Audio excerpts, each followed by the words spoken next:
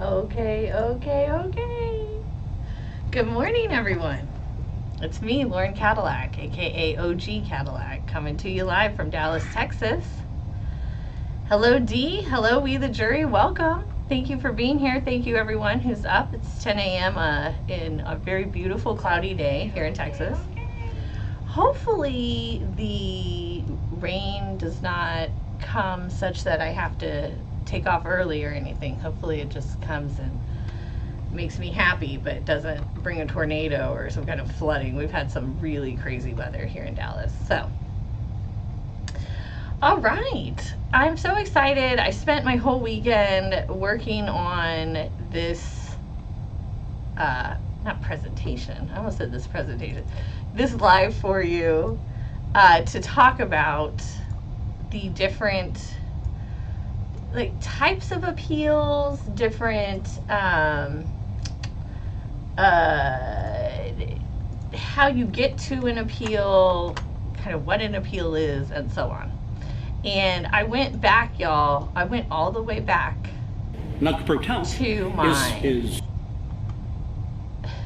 to my law school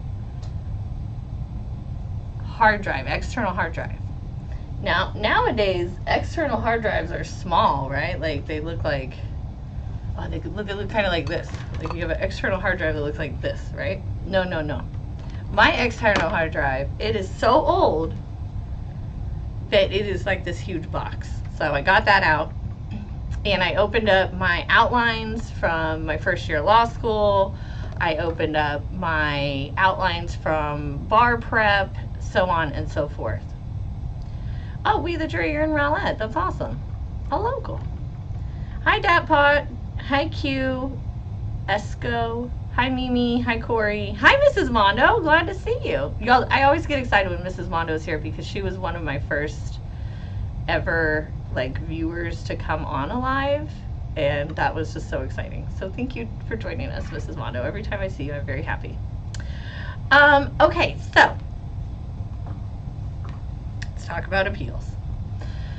As I have told you, I am a civil attorney. That means I do my work in civil court. We have been watching together the young Thug RICO trial, which is a criminal case being handled in criminal court. And so I'm sure you can imagine that there are different burdens of proof and different rules of procedure for both civil and criminal law.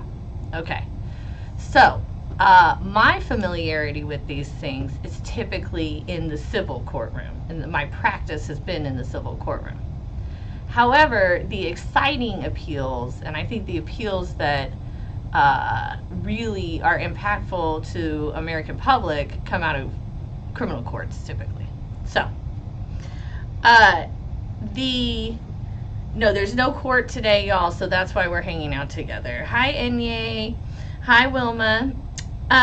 Okay, so an appeal, there are two types of appeals, but an appeal in itself is a request to the appeals court, which is a higher court than a trial court, to make a ruling about something the trial court has done. Okay. Sometimes it's to make a ruling about something the prosecution has done, but typically the role of the appeals court is to see the rulings the judge has made and determine if those are correct or not. Okay.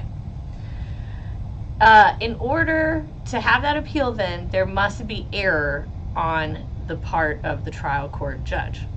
So if you go through a trial and the trial court judge does not make one single error, then nothing is appealable. You can't appeal. There's no appeal. You can't appeal just because you don't like the result.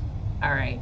So if you lose your civil lawsuit, you can't appeal simply because you lost. You can only appeal because there is some kind of mistake the trial court judge caused that made you lose. All right. In Texas, where I am licensed to practice law, there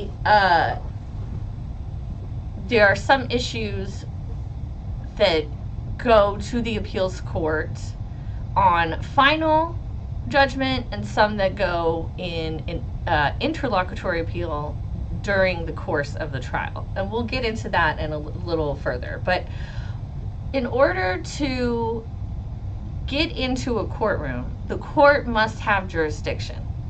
So in criminal cases, the court that has jurisdiction is the court where the criminal violations, the county where the criminal violations occurred, okay?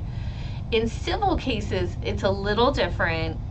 There are financial standards depending on the different courts, which court the appeal goes to, depending on which court it came out of, and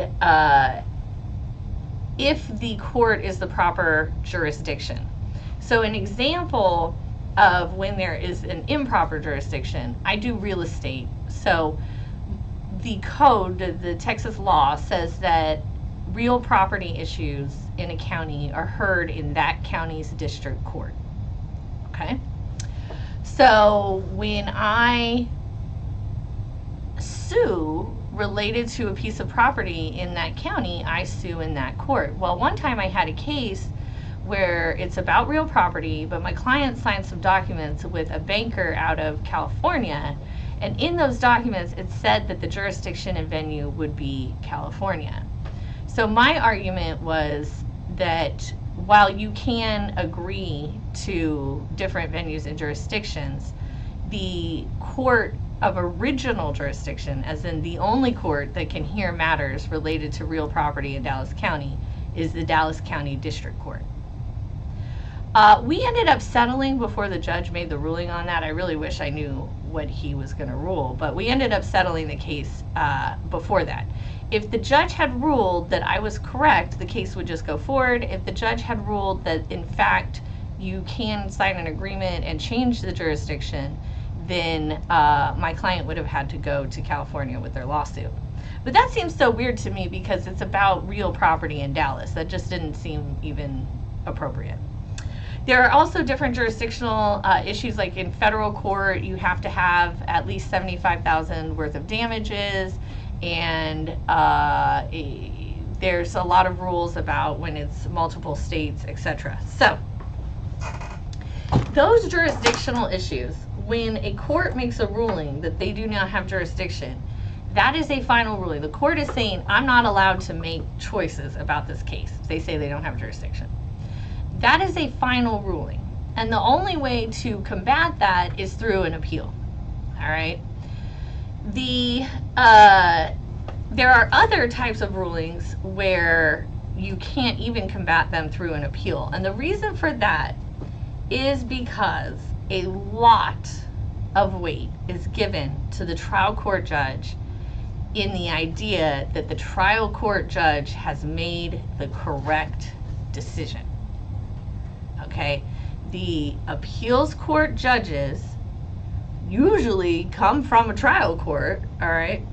And we are all attorneys here. We've all gone to law school. We've all passed the bar exam. So great deference is given to that trial court judge. All right? Now I want you to think about that and apply it to the Young Thug trial. And, you know, this great deference is going to go to YFN Glanville. So is there really going to be an overturning on appeal? And we'll get further into that. All right, so I started like looking for clips out of the Texas Criminal Court of Appeals, and I found some for you guys. This one really has to do mainly with the deference to the court, the scene I'm going to tell you about. And there are a bunch of lawyers in this particular appeal.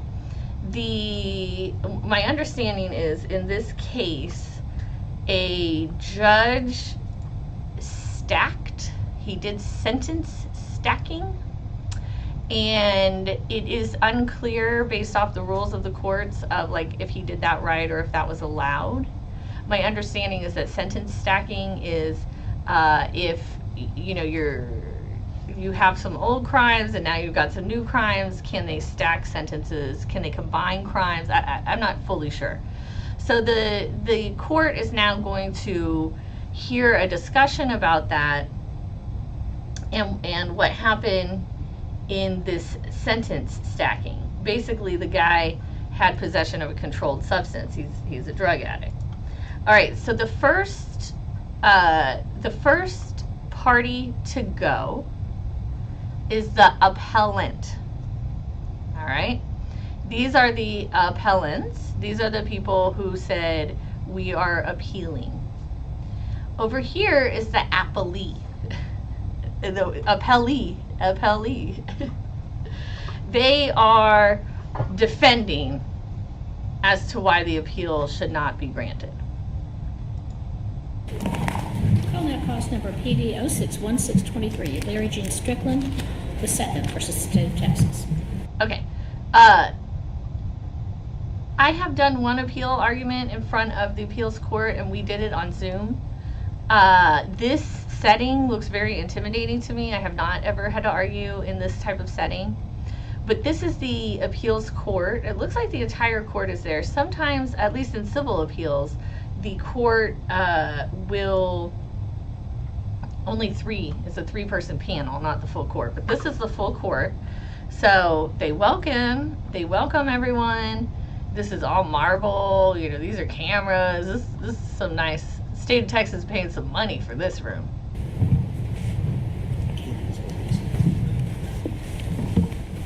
Good morning, and may it please the court.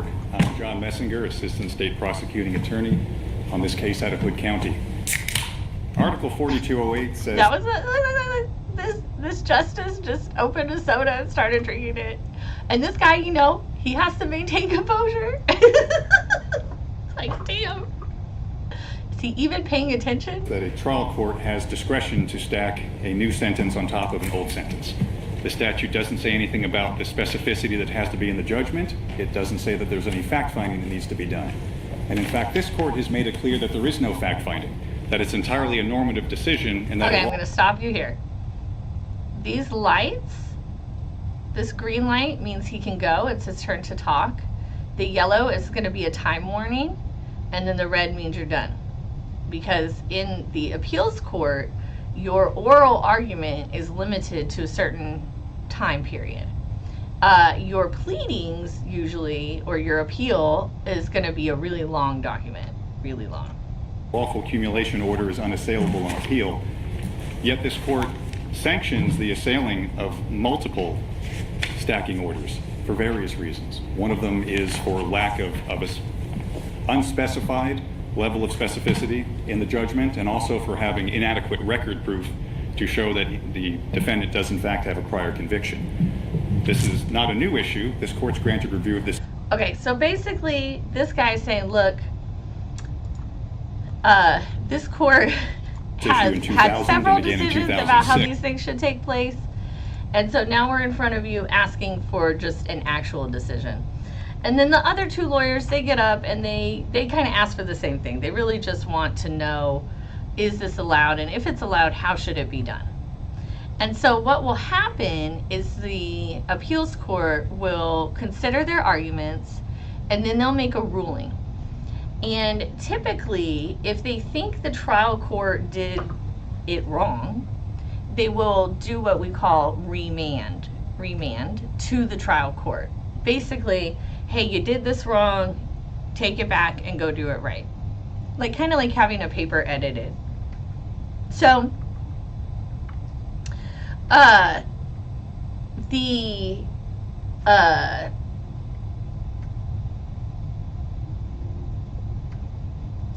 yes, and yeah, there is a certain amount of time, and we'll get into time limits. All right. The type of appeal we were just talking about is based off of a final judgment, right? That's when the jurisdiction's been disposed of, a jury has made a decision, etc. But there is another type of appeal where there is not a final decision, but what we call a dispositive decision. I hate that word. Basically, this would be, let's say, a motion to exclude evidence, and the judge rules in favor and excludes a bunch of evidence. Now, we are still going to trial. We don't have our jury's verdict. We don't have our judge's judgment. We just have this evidence we're now no longer allowed to use. What we could do then is file what's called an interlocutory appeal. That's another word I don't like. Interlocutory. Okay, so the best example I have of an interlocutory appeal comes out of Florida. Y'all are probably familiar with Y.N.W. Melly. I always get his name so wrong because like the N and the W and M are like confusing in my brain, and so he's like Melly, and then anyhow, I'm hoping some of y'all have been or had watched his first trial, which ended in a mistrial. Okay, the first prosecutor, it turns out, so there was a mistrial, and it turns out that the first prosecutor withheld Brady information. So I haven't done a video about it yet, but I want to. I want to do a video about what is Brady information, exculpatory evidence. All right, so the first prosecutor of Melly, who did his first trial, she, it turns out, withheld this exculpatory Brady evidence. Then that made her a witness. Because she became a witness, she now is no longer able to prosecute Melly because she can't be a fact witness. And which, back to the YSL trial, how can you be a fact witness and an expert? You cannot be a fact witness and a prosecutor. You can't be a fact witness and an expert. It doesn't even make sense. So the original prosecutor of Melly was now kicked off of the case because she is now a witness, and they assigned this new girl who apparently was successful at prosecuting the killers of XXXTentacion, or I think that's his name. I have no idea. He was the Florida rapper. They killed him. And so this new prosecutor came on, and they were supposed to go to trial just in a few weeks, but she wanted more time, and the judge denied it. At the same time, on Melly's side, his original defense attorney, well, he had these three: Raven, white dude, and black dude. Who I don't remember the guy's names. The only reason I remember Raven is because her name is Raven Liberty, which is like a wild name. So the black guy left. I think he was like, I've already done this trial, I don't want to do it again. That's how I would feel personally. I don't want to deal with this. The white guy stayed on, and then they hired two new white guys. One like really heavy set guy, and I think they're both older and very experienced. Well, as soon as the two new guys got on, there's all these motions. And they did a motion to exclude evidence, which is fascinating. And unfortunately, I couldn't find a video with like the actual details of it. But I did find a little bit here. So what happened is they had, in this Melly case, they're really relying quite heavily on cell phone data, and that's kind of pretty much it. So the judge took, like, the prosecution is trying to use this broad time span of cell phone data, and they did in the first trial. Well, the same judge, the second trial, he like narrowed it down to this tiny little piece, these like 78 hours worth of information, which the prosecution's like, I can't prove my case without this other background and all this other stuff. And so the prosecution has filed an interlocutory appeal. And that's why the Melly case is so delayed, all right? Because it is now waiting in line to be heard by the Florida Appeals Court, whichever court that his would feed into. And then once they make their decision about the judge's ruling on the exclusion of evidence, then they'll tell the judge, and then it'll either be excluded or included, and they'll move forward with trial.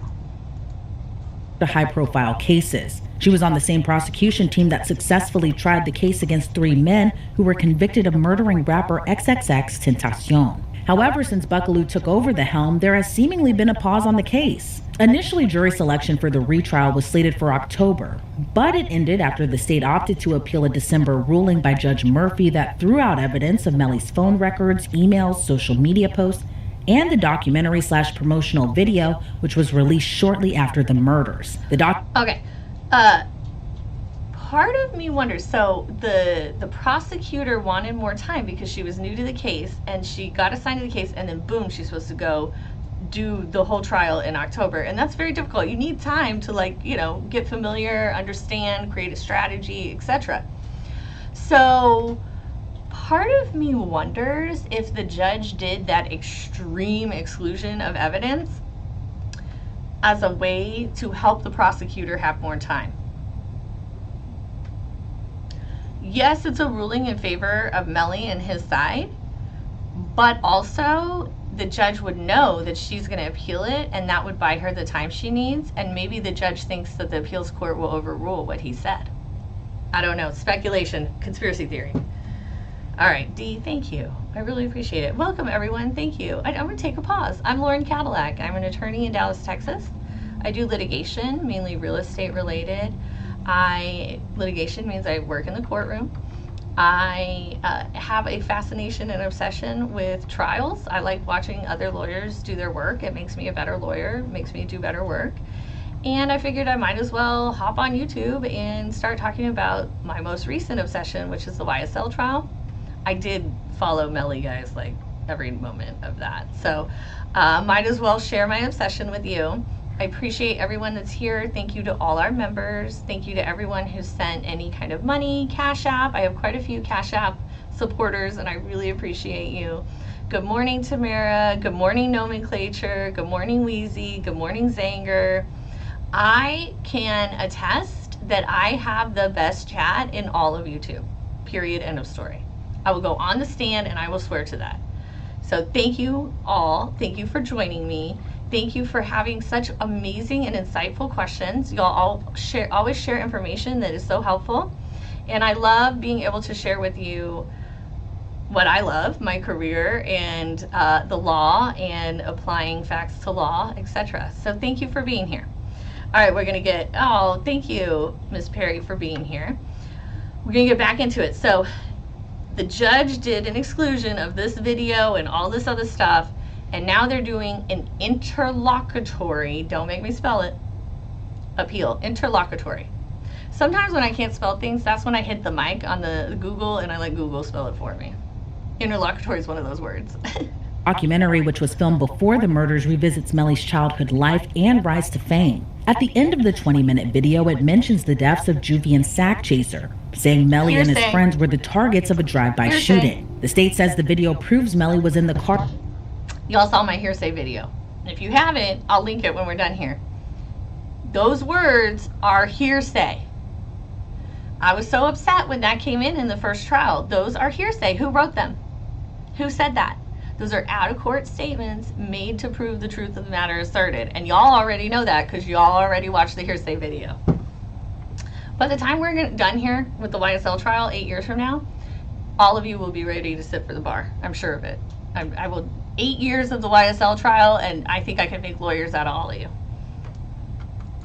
For the murders. However, the defense argues it's just hearsay. Since then, there have been no significant developments moving the case forward, putting Melly's retrial on pause indefinitely. It's unclear how long. Okay, I got another video up for Melly. Hold on. I really loved watching that trial. I found it to be completely fascinating. I learned so much about like cell phone records and man, it was so interesting to me. All right, let's see what these guys have to say. Thank you, Law and Crime, and thank you, News 6 South Florida, for allowing us to look at your materials so that we can use this for fair use and learn about the law here in the United States, which is one of the most important things we can do, is know the law and our rights. Y&W Melly, a judge hearing motions as his defense attorneys seek to have a video removed from evidence as he faces a double murder retrial.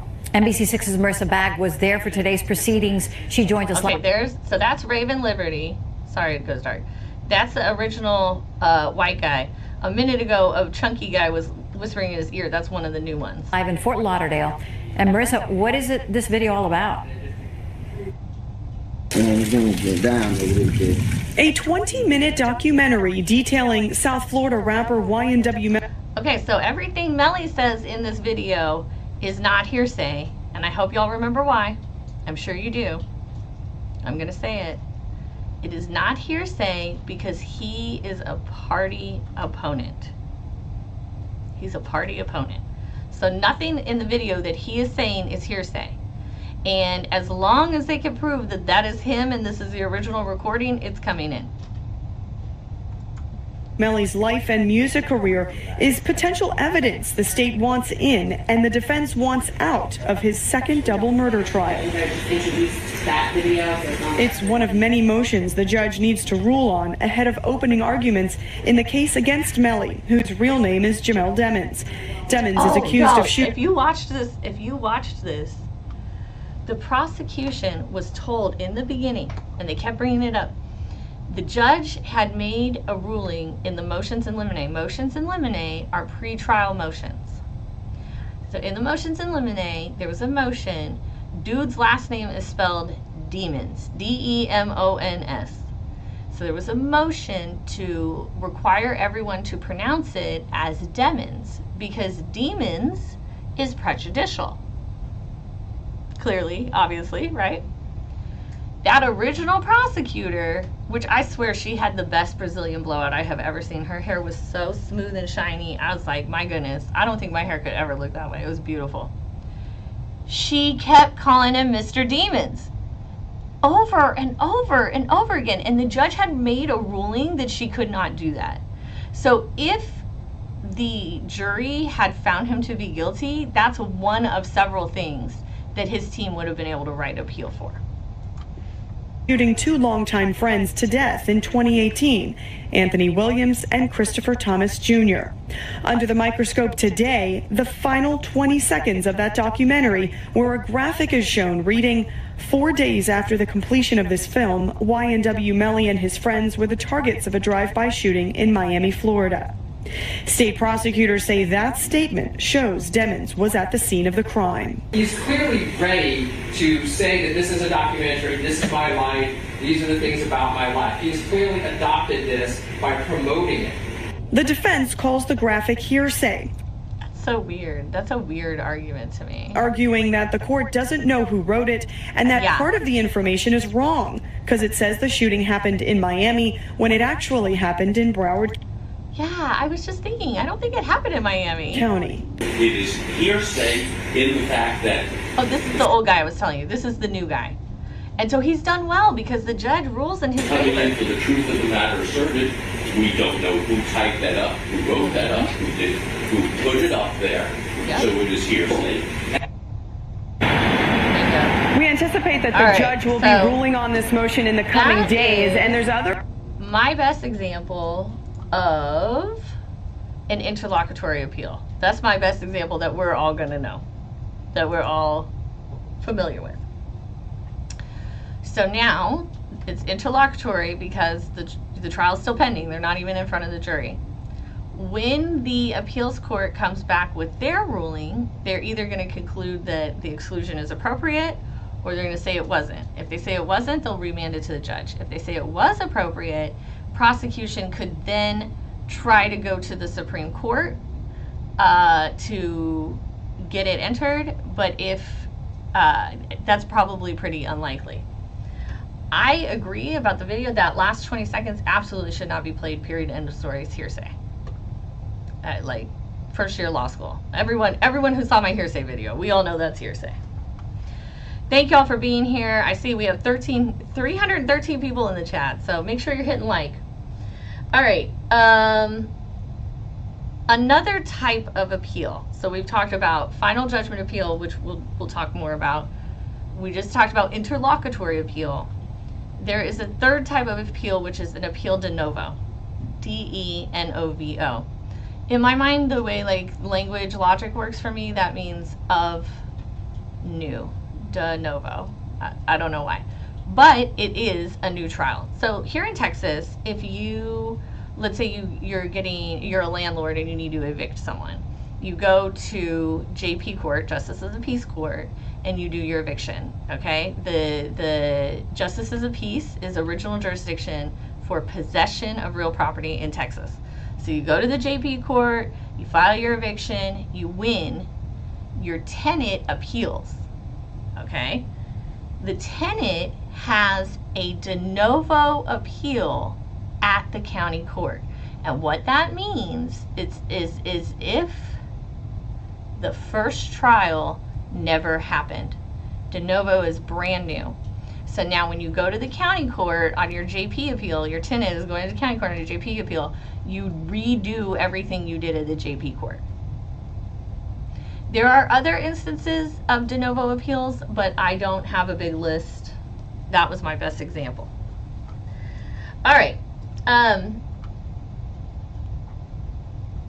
You can appeal against an order granting a new trial. So in Texas civil law, if we lose a trial, we must first ask for a new trial. We first say, hey judge, you know, thank you for hosting the trial.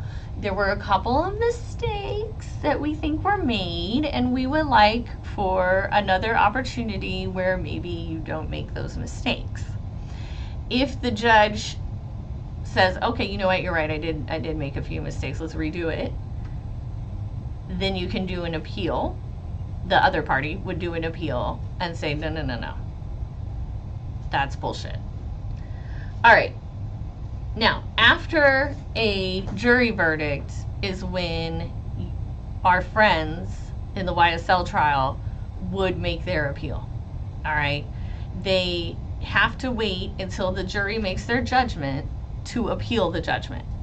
Although one could argue they could have several interlocutory appeals right now, including one for when Miss Love shifted the blame, or shifted the burden in her opening, which is a violation of the Constitution of the United States of America. And typically when that happens, a judge calls a mistrial immediately. So the fact that the judge did not call a mistrial, I do believe that still could present an interlocutory appeal. But I don't actually know how Georgia works, okay? So don't quote me on it, but I would think that that would be an option to him. All right, I got another appeal here out of Texas. As well as the suggestion. I did this on Saturday, and I have since forgotten what she was talking about, but I really liked this woman's presentation.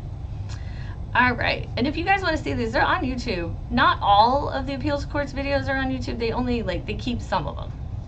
All right, one thing that's really interesting about appeals court, did you see, here, we'll put it here.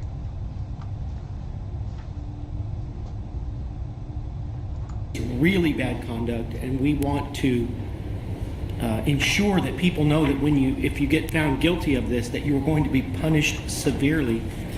Is it not appropriate to, and I'm not suggesting it is, I'm just asking your opinion about it, is it not appropriate to emphasize that this is happening a lot? Is that not? So this is what makes appeals court interesting to me. In appeals court, you submit an appeal. In your appeal, you're going to have the record of what happened. You're going to have law. You're going to have case law. You're going to say, this is why this makes this reversible. We'll get into that. Your appeal is going to be this long document. Hopefully they've read it already. Typically they have, because in appeals court and at the Supreme Court, the justices ask the presenters, the attorneys, questions. They ask them their opinion, and a lot of times based off the justice's questions, you can see how the justice is leaning in their decision. Okay, so if you focus on the justices, what they ask, you can see which direction they're going. Proper? Well, Your Honor, in Freeman versus State, the prosecution made a statement that the defendant had attempted to commit one of the worst acts against law enforcement in history. That was found to be improper, even though it was not a specific. Okay, so she's talking about in a courtroom, it was found to be improper when the state said that this was the worst crime in history. Think about that opening statement. That was improper. We know it was improper. We know it's mistrial worthy. Think about the other inflammatory things we've heard in our YSL trial and how they're probably improper. Injection of evidence. This court has in some cases said that sending a message to a community is a proper request, but the specific evidence introduced here and the request for a verdict based on that, as well as the suggestion to the jury that people who are convicted of killing a law enforcement officer don't get life without parole, pled the jury not to let the other families of other law enforcement victims. Okay, so you heard that. They told the jury people who kill law officers don't get anything but life without parole. So the prosecution in this particular case she's now arguing the appeal on said these things to sway the jury in their favor. Victims down by sentencing this defendant in this case to death, I think took it beyond not only a state law issue, but it infringed on appellant's right to an individualized determination of sentence under the 8th Amendment based on the circumstances of this offense, his characteristics, his background. I think this court has also, in non-death penalty cases, found improper injection of additional data in response. Excuse me, just would we have visitors in the back that don't have a seat? Would some of the court staff give them their seats, please? That's so annoying. Thank you. How are you going to interrupt her flow? Well, let me ask this. You mentioned the line, people don't get life without parole for killing a police officer. I mean, are you characterizing that line as no one else who's done this crime has gotten life without parole, or is there a chance that with the meaning of that statement is a normative statement, like you should not get life without parole for killing a police officer? Like, thank you for that question, Your Honor. The reference that I'm... First of all, I think that question was really stupid and I didn't quite understand it.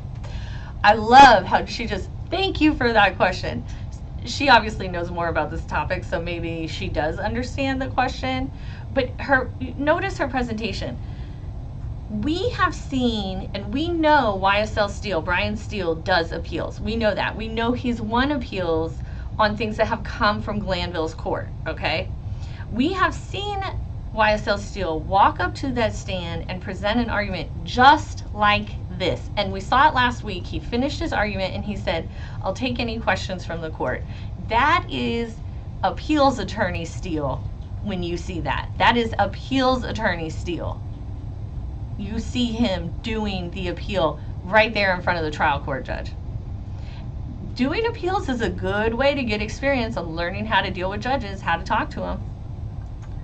Specifically pointing to was in the prosecutor's summation of the defense risk assessment expert's testimony, and he was asked on cross-examination about certain studies, and then what he actually said during his testimony was that 2 of the studies had an insufficient sample size. He said one of the reasons for that was based on the way that the federal death penalty statute was written, and then the other sample was conducted just from a body of people who had been sentenced to death and were then resentenced to life, and in that specific sample size there were not enough people who had been convicted of killing a law enforcement officer to make a statistical prediction. So it misrepresented the testimony and told the jury that, what did their expert tell you? He told you there's an insufficient sample size.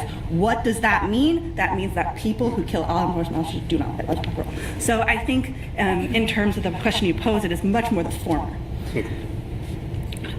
In terms of the constitutional issue, the questions before this court are whether the clearly erroneous ruling that allowed... She answered his question and then got right back into her argument.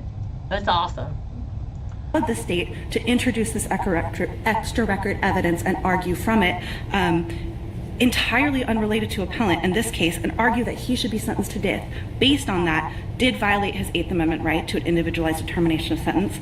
And then whether that erroneous ruling and argument can withstand not only the heightened scrutiny that the 8th Amendment requires, but the heightened review that this court applies to constitutional error and is required by Chapman versus California. Okay. The answer to the...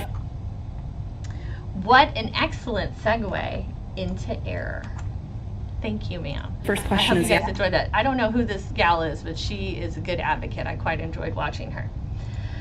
All right, so we discussed in the very beginning that in order to even have an appeal, the trial court, the trial judge has to have made an error. Okay. There are different types of error, of course. We're lawyers. There's types of everything. There's rules, there's exclusions, there's everything. All right, so first let's talk about harmless error, okay? In talking about harmless error, I will refer to myself. A harmless error, passes we the talked last statute week. itself Oh, in 807. sorry guys.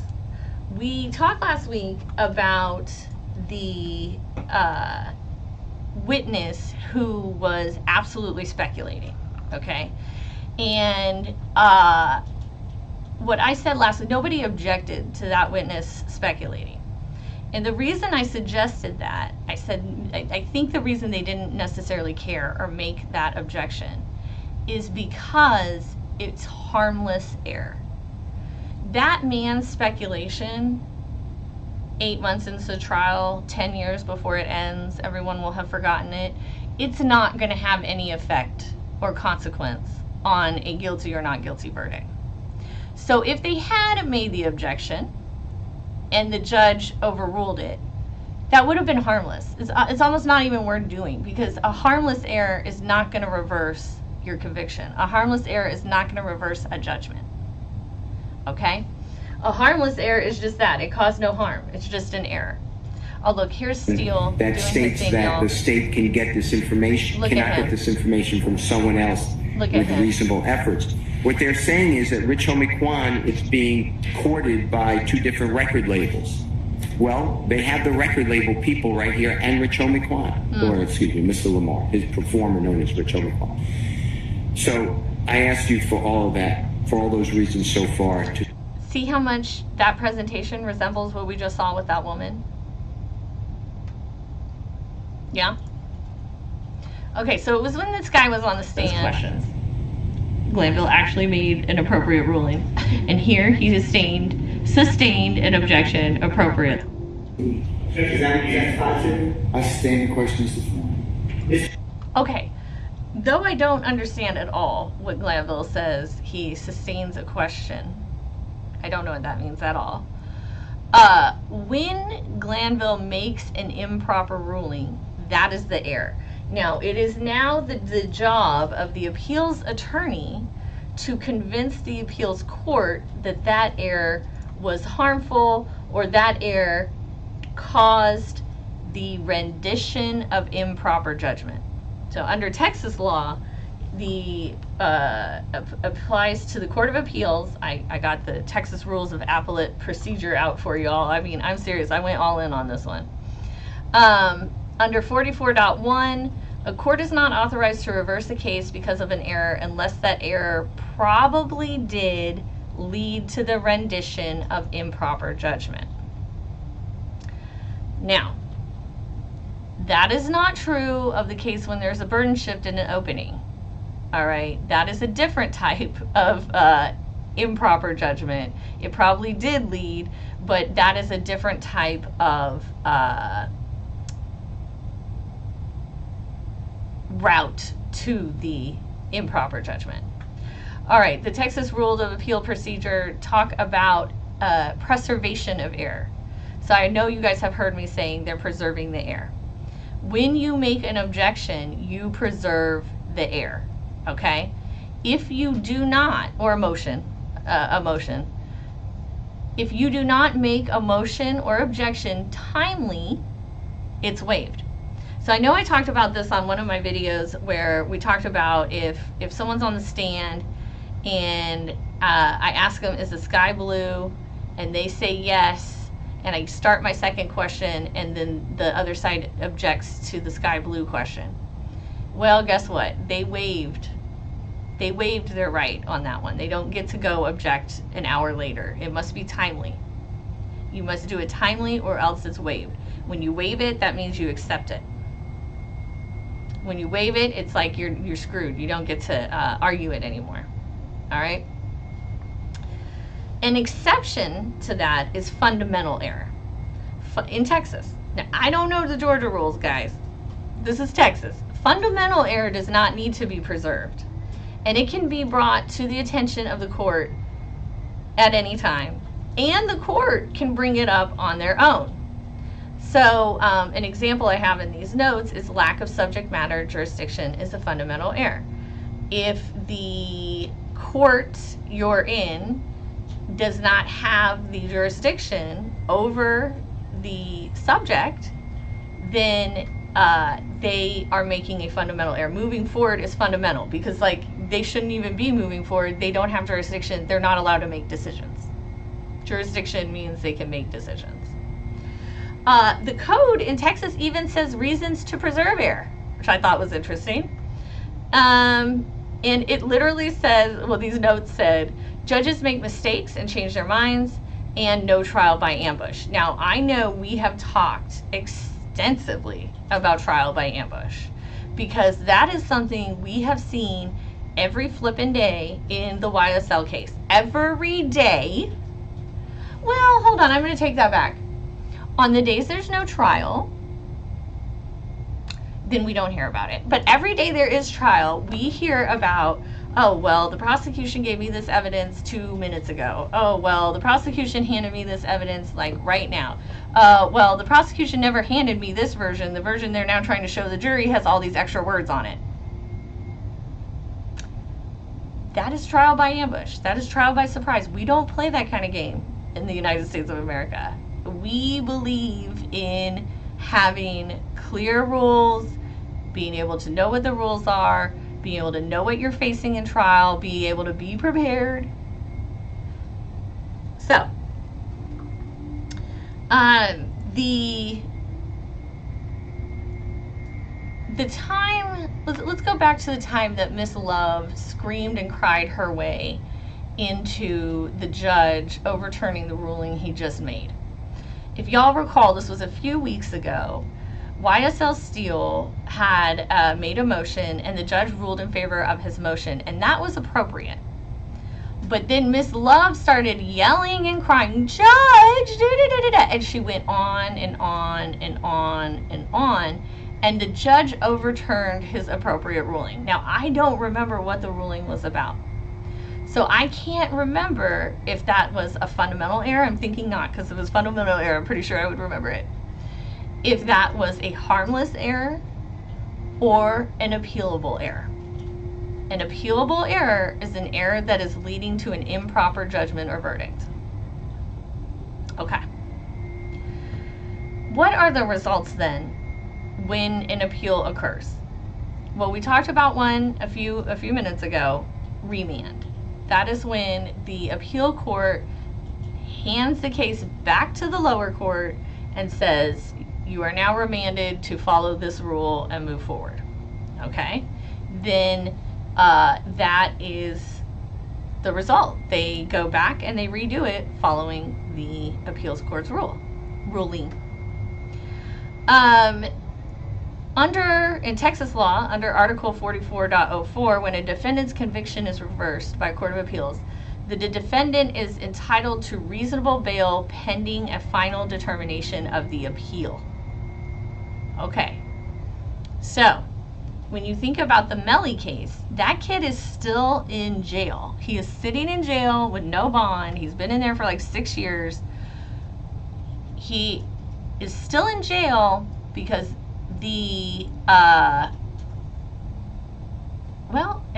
because Florida is a terrible place.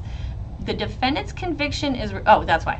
Because the conviction was not reversed by the Court of Appeals. There was no appeal. The conviction was, we can't come up with a conclusion. It was a hung jury. All right. If the jury had acquitted him, he would have gone home. If the jury had found him guilty, he would have gone to jail, and then he would have appealed. But because the state is doing an interlocutory appeal, bail is not available to him. As to young Thug in bond, apparently that is not available to him either. However, once the jury finally renders a verdict 15 years from now, then he should be able to get bail while he is pending appeal. He should. The Court of Appeals then gets to determine that amount of bail. I found an interesting appeals case about that, but I didn't want to bore you too much with like actual appeals that have nothing to do with the case we're following together. So I didn't compilate too many of those. Sometimes the appeal could be remanded, sent back to the court, and then there be another appeal arise from the next session of court. You know, people are humans, and humans make errors. And so because of that, that's why we have the appeal system, right? That is why we allow people to say, no, the judge was wrong. This should be redone and decided differently. Okay. Let me get into the chat real quick and make sure you guys have, if you have any questions, please ask them to me here in the chat. I don't want to miss them. I mean, I feel like we've covered pretty much appeals. You know, the reason every time you hear someone say objection in the courtroom, that's preserving the error. That is saying that question is inappropriate or that answer is inappropriate. It needs to be stricken. And if the judge doesn't go with it, that's fine, because you can now go to the appeals court, depending on if it's, you know, harmless or appealable error. Let's see. Oh, another little piece of news. I saw that Fanny Willis has now charged yet another person with RICO charges. This time, the fake husband of someone named Strawberry, who is a co-host on the Steve Harvey Morning Show.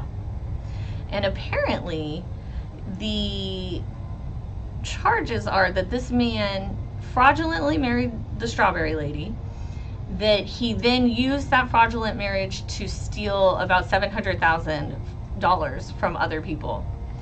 And I am so curious as to why she would use RICO, except that she doesn't have an actual case against him. If you go back to my RICO video, I talk about this. RICO charges are a catch-all, and they have a lower burden of proof. Oh, let's talk about the burden of proof real quick. In a court of law, a criminal court of law, the burden of proof is beyond a reasonable doubt. So if a reasonable person had a reasonable doubt about it, and there's no doubts left, then the state has proven their case. There's no doubt left. I have no doubt they did it. State has proven their case. If there's any doubt at all, state has not proven their case. All right, I think most people who go into jury boxes don't really know that. If there's any doubt at all that's reasonable, not completely psycho, then the state has not met their burden. In civil court, we have a much lower burden. Usually our burden is more likely than not. Okay, so it's a different standard of proof. It's a different level of proof. It's a lot easier to prove 51% than it is 100. Okay, but that is the burden of the state. And so that's why when the state in their opening tried to burden shift and say that the defense is showing you no evidence, that's totally wrong. The defense doesn't have to. The defense has zero burden. It's the judge, it's the state's job to prosecute people beyond a reasonable doubt. Jason, welcome. Thank you so much for joining us today. Judge Glanville is biased and unfit for this trial. He should recuse himself. He needs a trauma dog daily. We are very well. We all agree. Let's see. Judge Glanville letting witnesses testify they've been sitting in the court watching the trial. Peanut's mom, is that harmless? Wait. Letting witnesses testify they've been sitting in the court watching the trial. Yeah, that's crazy. In Texas, we have the rule, and when you invoke the rule, the witnesses have to leave the room. Unless they're a party opponent, they're not allowed to sit here and watch. You shouldn't be testifying after you've watched.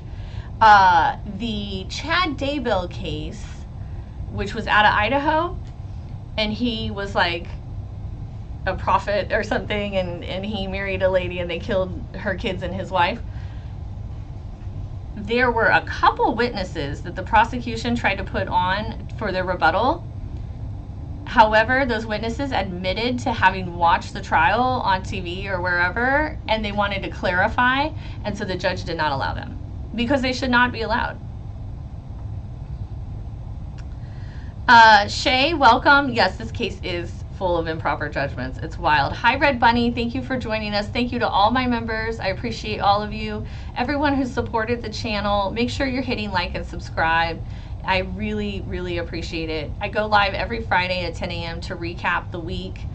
This week there's no trial today, so I'm doing a bonus. I'm trying to do bonuses for y'all whenever there isn't trial so that you can at least have something to do. Dizzy, when the judge told YSL Steele that he was unprepared. Oh, yes. Thank you for joining us, by the way, and that's a great reminder. There was a point where in front of the jury, Glanville said that Steele was not prepared, which is in fact a lie, but also incredibly prejudicial. And I would hope on the record, because that is something that I would certainly bring up under appeal. Red Bunny, can you file mistrial to the upper court during the middle of a trial? You would, Red Bunny, you would have to file an interlocutory appeal, not a mistrial. Do I see Steady Nash in my comments? Holy shit. Oh my God. Hello? Hi. Okay, let's see. Melissa, I agree. He should have a bond. He should. Mimi, this YSL trial is a massive waste of time. I agree. It is a massive waste of time and a massive waste of money. And I think the result will be, there will be several results. I think Fanny will not get reelected, and I think the legislature of the state of Georgia will make some rules around this RICO stuff. I really do. I don't see people just being out here, you know, able to do all this RICO. It does not make sense that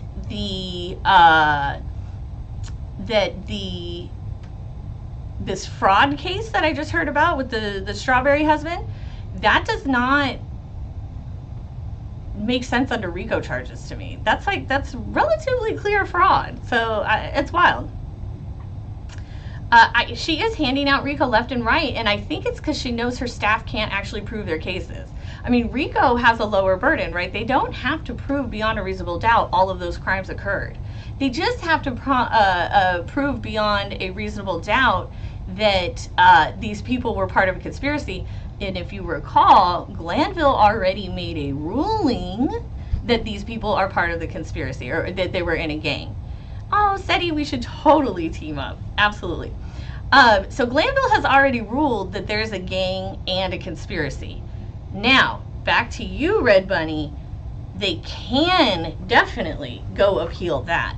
It's not a final, well, it might actually be a final ruling of one of the elements, and it's certainly dispositive, so they can absolutely 100% go do an interlocutory appeal on that ruling that the judge made. I don't know if they have, and I don't know if that interlocutory appeal would stop the case. The reason the Melly case is stopped is because that appeal is about evidence. So they can't move forward until they know if they can use the videos or not. So, thank you, Denia. Thank you for joining. Chocolate Shorty, thank you. Brandon, welcome and thank you. Why do they take so many days off during court? Between comfort breaks and taking weeks off, they're hardly ever working. It's just beyond me, Brandon. I go to court. I'm an attorney. We do not get comfort breaks all the time like this. It's wild. Even if we have, you know, like a mom judge, like, you know, moms, we usually have to go to the bathroom a little more often than people who are not moms yet. The mom judges still don't be going comfort breaking as often. I was asking Lynn, I said, do you think that the comfort breaks are taking 45 minutes because the judge is out walking the dog? Like, I really do not understand. That is not how trial works. This is wild to me. And it's going to take forever. And it's crazy how the judge keeps talking about how slow this has gone, but it's like he's completely unaware that he's the reason. It's wild. Hi, Jerome. Thank you for joining us today. I'm so glad to see you here. Seti, she blew the case on the opening argument. And that wasn't the second day. Unfortunately, they had already been in this trial for a year. And I think that's why Glanville did not call a mistrial at the opening. When Miss Love, and she reached her hand back and pointed, and she said, they're not going to show you evidence. When she did that, the judge immediately called a mistrial. But my thinking is The judge had just sat for 11 months to find a jury. 11 months of jury selection. And he's like, no, I'm not going to let this bitch fuck it all up in fucking minute one. I'm not doing it. No way. And I get that. I really do. I get that. Because now, like, you'd have to go back and do another 11 months of jury selection. And the judge did say that he would make a jury charge and let the jury know that they can't at all consider what she said and that they should ignore that. So, let's see. I'm so glad that everyone's in here. I really... Hi, Isaac. Hi, Keisha. Hi, Sandra. Welcome, everyone. I'm so glad you're all here. Hi, Truth. Hi, Toxic Glow. SR. What about the Daubert hearing? Shouldn't that have happened outside the jury's present? Yes, SR. And I talked about it in past recaps when they've been doing these Daubert hearings in front of the jury. Now, typically, when you call an expert, first of all, that expert has been disclosed months in advance. And secondly, there's been an opportunity for the other party to depose the expert. Oh, and thirdly, the expert has shared a report. Okay. But then, when you get to the courtroom, you say, I have an expert. Can we take them on voir dire? That's how we say it here in Texas, voir dire. I think other people say voir dire, but we say voir dire. Okay. Then you ask the expert all these questions. What's your education? Have you published any documents? Blah, blah, blah, blah, blah, question, question, question. All establishing that this person should have the right to speak as an expert. And of course, there's elements, so you make sure you ask the question that goes to the element, right? So the, wow, I just totally lost my train of thought. Jerome, thank you for the $9.99 super chat. I really, really appreciate it. That's wonderful. Okay, so I don't even remember what I was talking about. Sorry, guys. Oh, the Daubert hearings. Yes. Okay, sorry. You know you're over 32 when. All right, so the Daubert hearings done outside the presence of the jury, and you establish all of the expert, right? This is why they're an expert, so on. Then the judge says yes or no if they're an expert. Then the jury comes in, and then you ask the expert a lot of the same questions you just asked them on voir dire, because you need to show to the jury that they are in fact an expert. So what's your education, blah, blah, blah, yada, yada, yada, so on and so forth, how many years experience, blah, blah, blah. In my entire life, until this trial, I had never, ever seen a Daubert hearing, a voir dire of an expert done in front of a jury, period, end of story. I graduated law school in 2011. I know, I was very young. I know. I have never seen it. I remember in law school in 2010, I went during Christmas break to watch a live trial in Bexar County, Texas. And one of the professors I had done her class, juvenile law, her and her husband were the defense attorneys. Wildly, her husband looked just like the guy from Law and Order, Jack whatever. I mean, just like him, like looked exactly like him. And I was like, I'm sure they're gonna win because everyone is used to that guy being a lawyer because they're used to Law and Order. Red Bunny, thank you so much for the $9.99 super chat. I love your questions. I love answering them and I appreciate them. I hope everybody keeps asking questions. I appreciate it so much. Oh, and I want to remind all of you that I am going to be in Atlanta on August 13th, so long as there's trial. I'm going to be in Atlanta on August 13th. I'm going to go to the trial. In the evening, we're going to have a meet and greet, and then we'll do trial again on the 14th before I go. So, okay, so SR, I have never, ever, ever seen a Daubert hearing done. Oh, the trial I watched when I was a kid in 2010, they had an expert. The Daubert was done outside the presence of the jury. I've had experts, never had a jury see the Daubert. I don't understand it. I don't understand it. Jason says, Peanut's dad has been sitting in the courtroom too, but Glanville's letting him. What the hell? That doesn't make any sense. It does not make sense at all for any of the witnesses to be allowed to watch the testimony. the law is they cannot. They have to sit outside. Like, only participants, only party opponents are supposed to be watching. That is crazy, crazy. Chugsy, welcome. Melissa, welcome. Bamfax, welcome. Nomenclature, yes. RICO cases are lazy. That's exactly it. And don't you think that what I'm starting to think now, okay, when Fanny did Trump under RICO, I thought that was clever. I was like, that's cute, that's clever. Now she's doing the YSL gang or YSL record label, I don't know, under RICO, right? And I thought, But now you have this other guy with the fraud, and you've seen the performance of Miss Love. You've seen what kind of advocate Miss Love is, and that's shitty, right? We've all seen that she is not a good attorney. And we've seen Brown, Ifgang Brown is a bad attorney. Nikki Hilton, she's the best one over there. But there's a lot of not good attorneys. So it makes you wonder now when you have 3 in a row where really other charges could have been brought, different things could have been done. Doesn't it make you wonder, like, does Fanny know that her employees are incapable of doing their job? Like, does Fanny is she aware that the Fulton County DA's office is full of interns? I don't know. It's wild. I don't know. Seti, I saw a headline of one of your videos the other day, and I think you said that Miss Love did some shady shit on another case, and I am not surprised. Like, that, it does not surprise me. She does a lot of things that are unacceptable and inappropriate, and it's crazy. And you gotta wonder, are all these RICO cases coming out because these people are incapable of actually proving a case beyond a reasonable doubt? I don't know. Nicole, the meet and greet's gonna be in Atlanta on August 13th. Cool Whitlard, do you think they are stretching this case for court costs? No, I don't think they're stretching this case specifically to drive up court costs for the defendants. I believe the case is dragging on because they don't have a case. So also the judge is awful. I mean, the judge is always on break.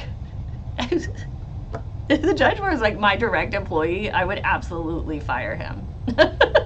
Like, bro, you're not doing any work. Like, you have a billable hour requirement. Get out of here. Yeah, so I don't know. I don't know. Hi, Reaper Keeper, and hi, Tavonda. You'll notice your boo is on our thumbnail today. Wilma, you think they're stalling? I don't know. I don't think they're stalling. I think the judge is stalling. All right, Seti, we're definitely going to get together. That'd be awesome. Paper Route, welcome. Thank you. He's giving comfort break because the defendants are sitting in a cell while they wait. He is being sarcastic. I think he's taking comfort breaks because he's maybe pre-diabetic or something. I don't know. Who knows? Zaytoven says, Court TV said he is the judge for multiple causes. That's why so many admin days. Well, that is another thing. So judges they don't just like get trial assigned to them, right? They have like, I know the civil court judges in Dallas County usually have between 1,500 to 2,000 trials or cases pending in their court. So I do know that defense courts often have to take breaks for smaller trials or for other issues. But the actual like 45-minute comfort break while they're there does not, maybe the judge is reading orders and signing them. I don't know, but he's doing it at the expense of like pretty much everybody, and it's wild. Okay, let's see. Antonio, you think Miss Love is very beautiful. Okay. That's good to hear. I guess there's someone for everyone. That judge can find someone else to do Veterans Court. I don't think, Jason, that he can. I think he has to do the Veterans Court. And it's not the Veterans Court that's getting in the way. That's not what's causing the delays. What causes the delays is like 2-hour lunches and then 2 1-hour breaks. Like you're doing 4 hours of presentation in an 8-hour workday. It's crazy. The whole disregard the prior statement always gets me because something that has slipped through the cracks are hard to unhear. I know, and that's why a lot of times the defense or prosecution will do it because they know that people can't unhear things. Marvin, I believe the trial resumes tomorrow. Reaper Keeper, I think the judge's other job gets in the way of this job and he tries to juggle them. He's in the military. Yeah, I don't think that, I don't think that's the issue. I think it's the breaks.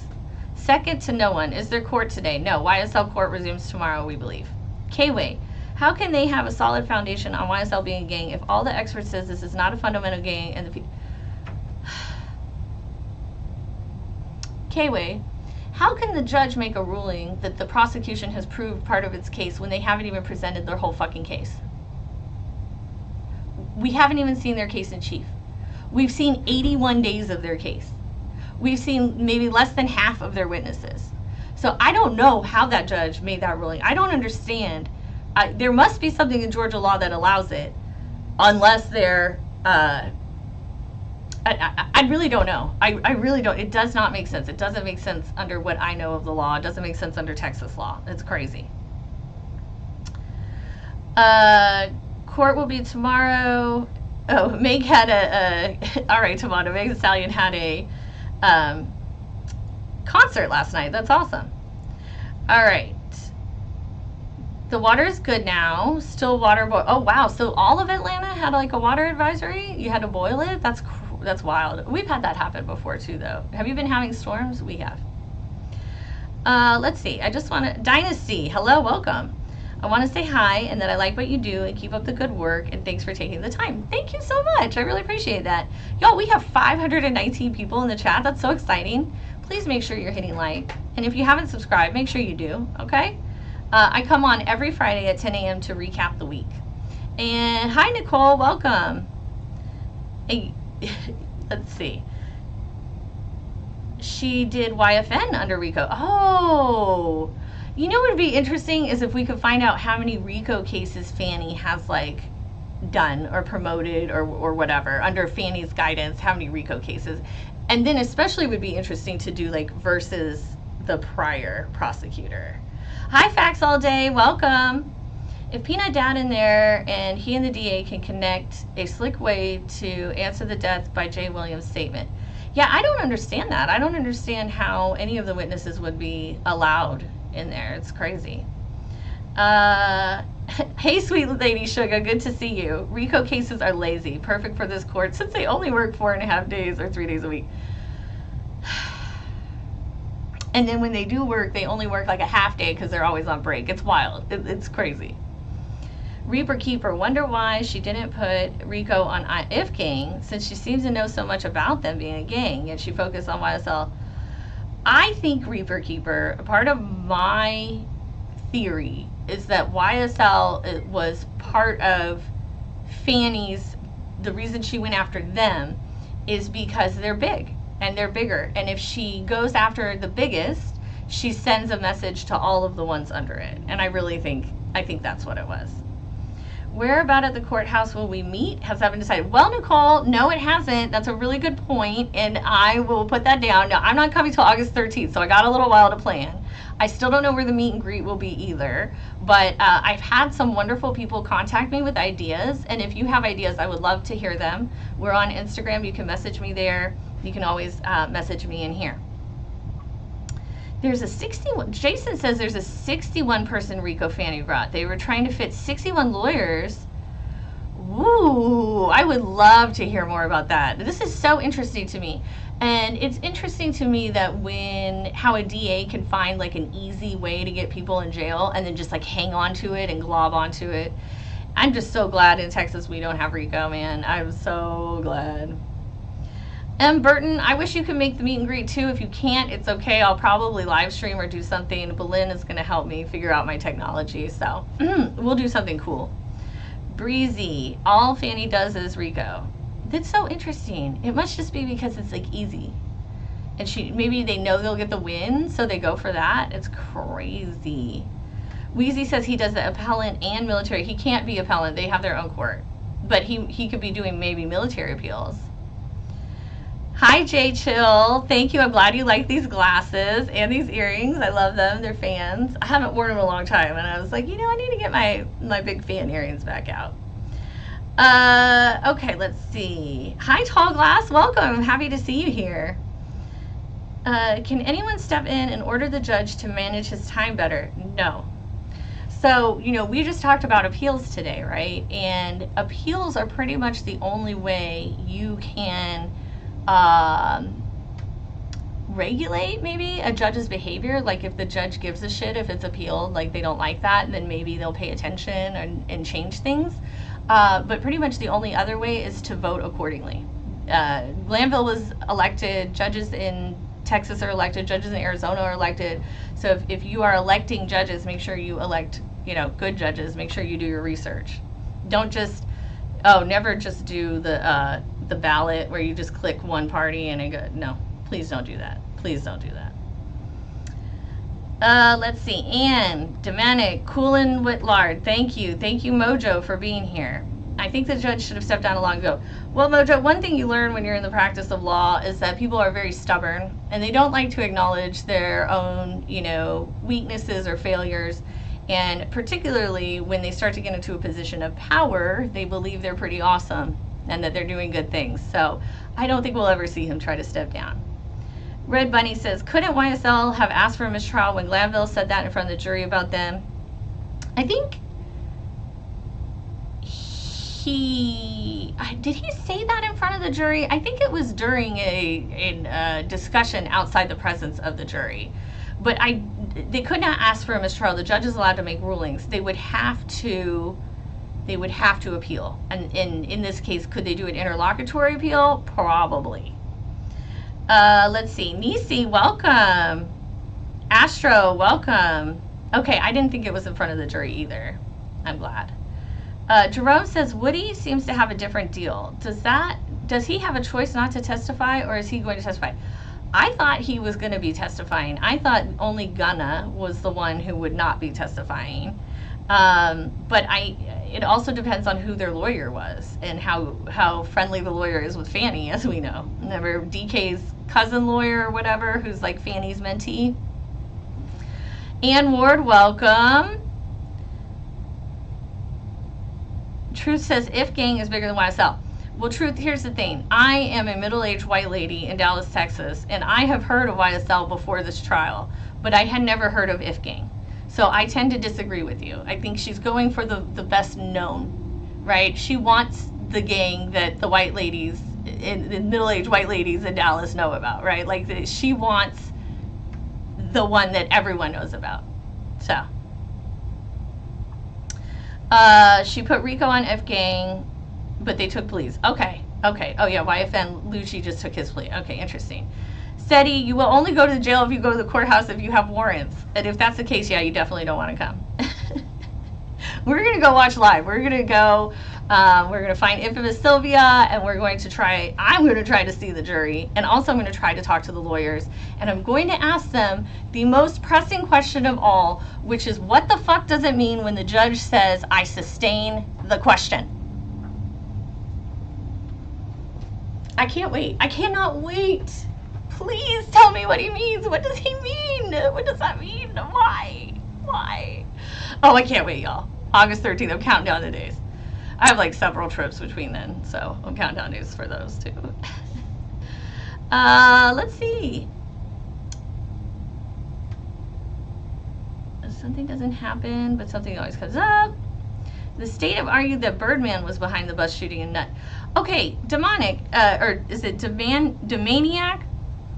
I also took away from the evidence and everything the state has presented that Birdman asked for the shooting. I swear I heard a witness say that. I swear I heard several pieces of information that made me think that Birdman was in fact the one who said go shoot the bus.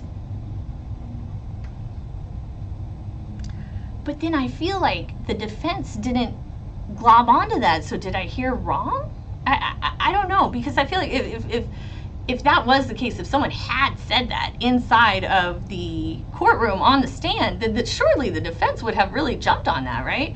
At least our YSL Shard would have. I mean, I don't know.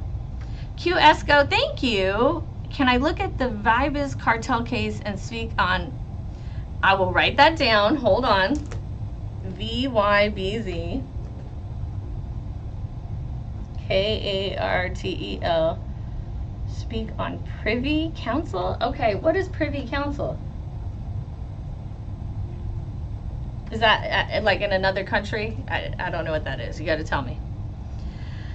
Let's see. How much time is young Thug looking at if convicted? That's a great question, Kendrick, and thank you for joining. I don't know. I actually do not know the answer to that. Maybe someone does in the chat. Hopefully they can help us. Oh, the Army Court of Criminal Appeals. Okay, we see. That's what I thought. It's not the Civilian Court of Criminal Appeals. Army. I don't know that necessarily his Army work is what's getting in the way. I really think it's the breaks, honestly. Like, even if they only worked 4 days a week, if they actually worked 8 hours 4 days a week, we'd be way ahead. You know, but we don't have that. K-Way, Fanny is part of IF Gang in YSL. That's how YFN Lucci got that special recommendation from the DA office. Is the I in IF Gang for the I in Fanny? Like, is she part of them? We know Brown is IF Gang, right? Let's see. Why has it been so hard for Mr. Harvey to get his client severed from the case? Well, Nicole, that's a great question. I can't speak to Harvey's client specifically, but I can say that it was very difficult for everyone who got their client severed to get their client severed. And in fact, there was one young lawyer who showed up with prescription drugs that are his in the wrong bottles so that he could get arrested. I'm guessing he did this on purpose to get arrested, because almost immediately after his arrest, his client's case was severed. I'm like, if that's not zealous advocacy, I don't know what is. I mean, I swear to God, I'm not going to jail for my clients. But it looks like he did. So I don't know. They're just really not severing. And if anyone was going to be able to get their client severed, it's Harvey, because YSL Harvey, YSL Ponytail is the GOAT, dude. He is OG. He is everything. If a witness has been permanently excused, can the state call him back? No. Permanently excused means permanently. That's it. You're done. All right. Jack, welcome. How do y'all feel about the prosecution calling Devon Thomas by his nickname like they are friends? A lot of the way people have been addressing each other in this case is very weird to me. When they call her like the Honorable Miss Love, nobody has ever called me the Honorable Miss Cadillac.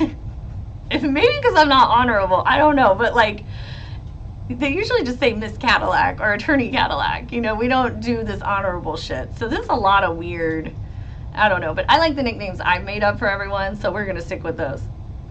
Hood Things, welcome. No, the trial is not going on today. It should resume tomorrow. Okay, Seti, I'm glad you don't have warrants, and I think you're okay. I've watched some of your material. I think you're fine. Ayana, hi, welcome. Thank you for joining us.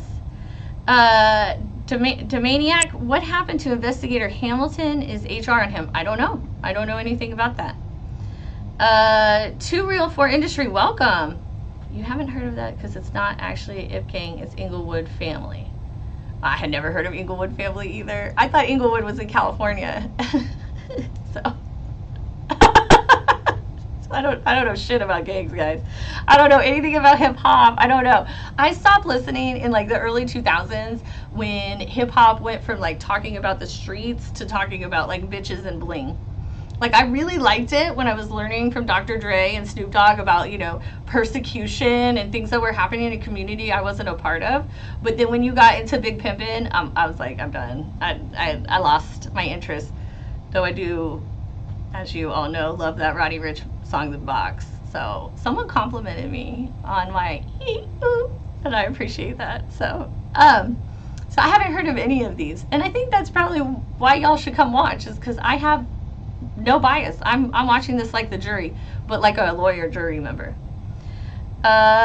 Jerome, see you in the parking lot. No, we are going to meet on August 13th, and y'all don't have to come to the courthouse. You can come to the meet and greet after. We'll do it at like 6 p.m. so you can get out of work.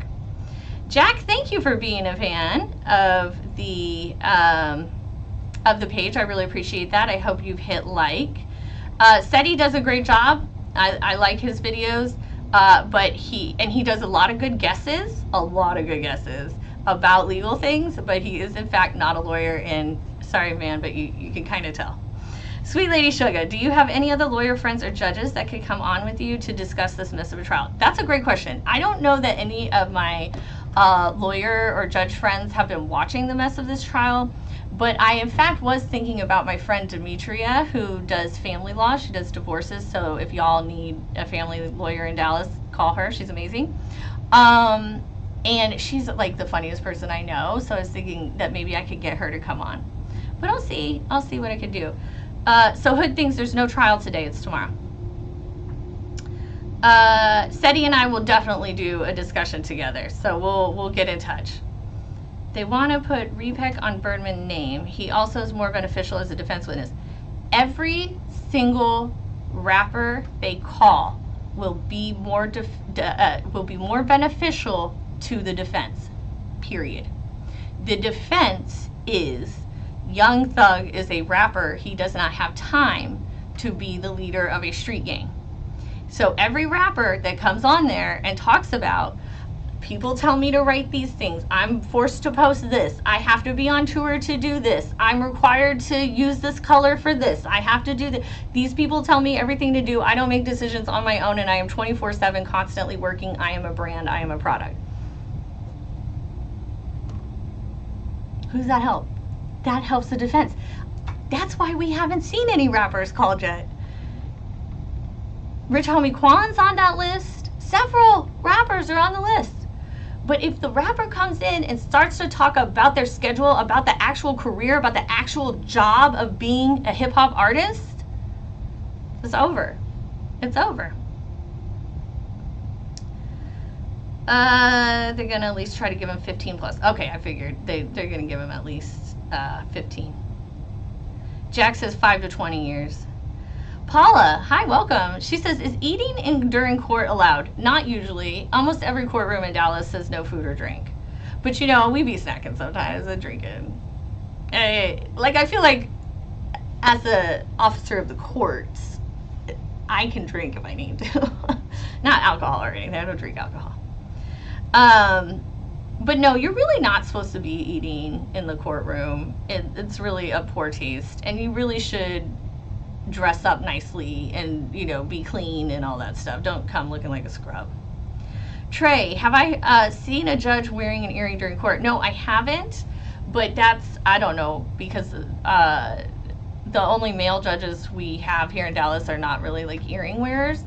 But I do have a bit of a funny story. So I have this friend who's a lawyer, and we both work in the same probate court sometimes. I try not to work in them anymore. But this friend had worn, he had like one stud diamond earring in his ear, and the friend's boss had gone to school with the judge. They went to law school together. So apparently when the friend left the courtroom, the judge called the boss, and this makes me so mad. Like, how fucking dare you waste my dollars? This is a salary I'm paying you with my tax dollars.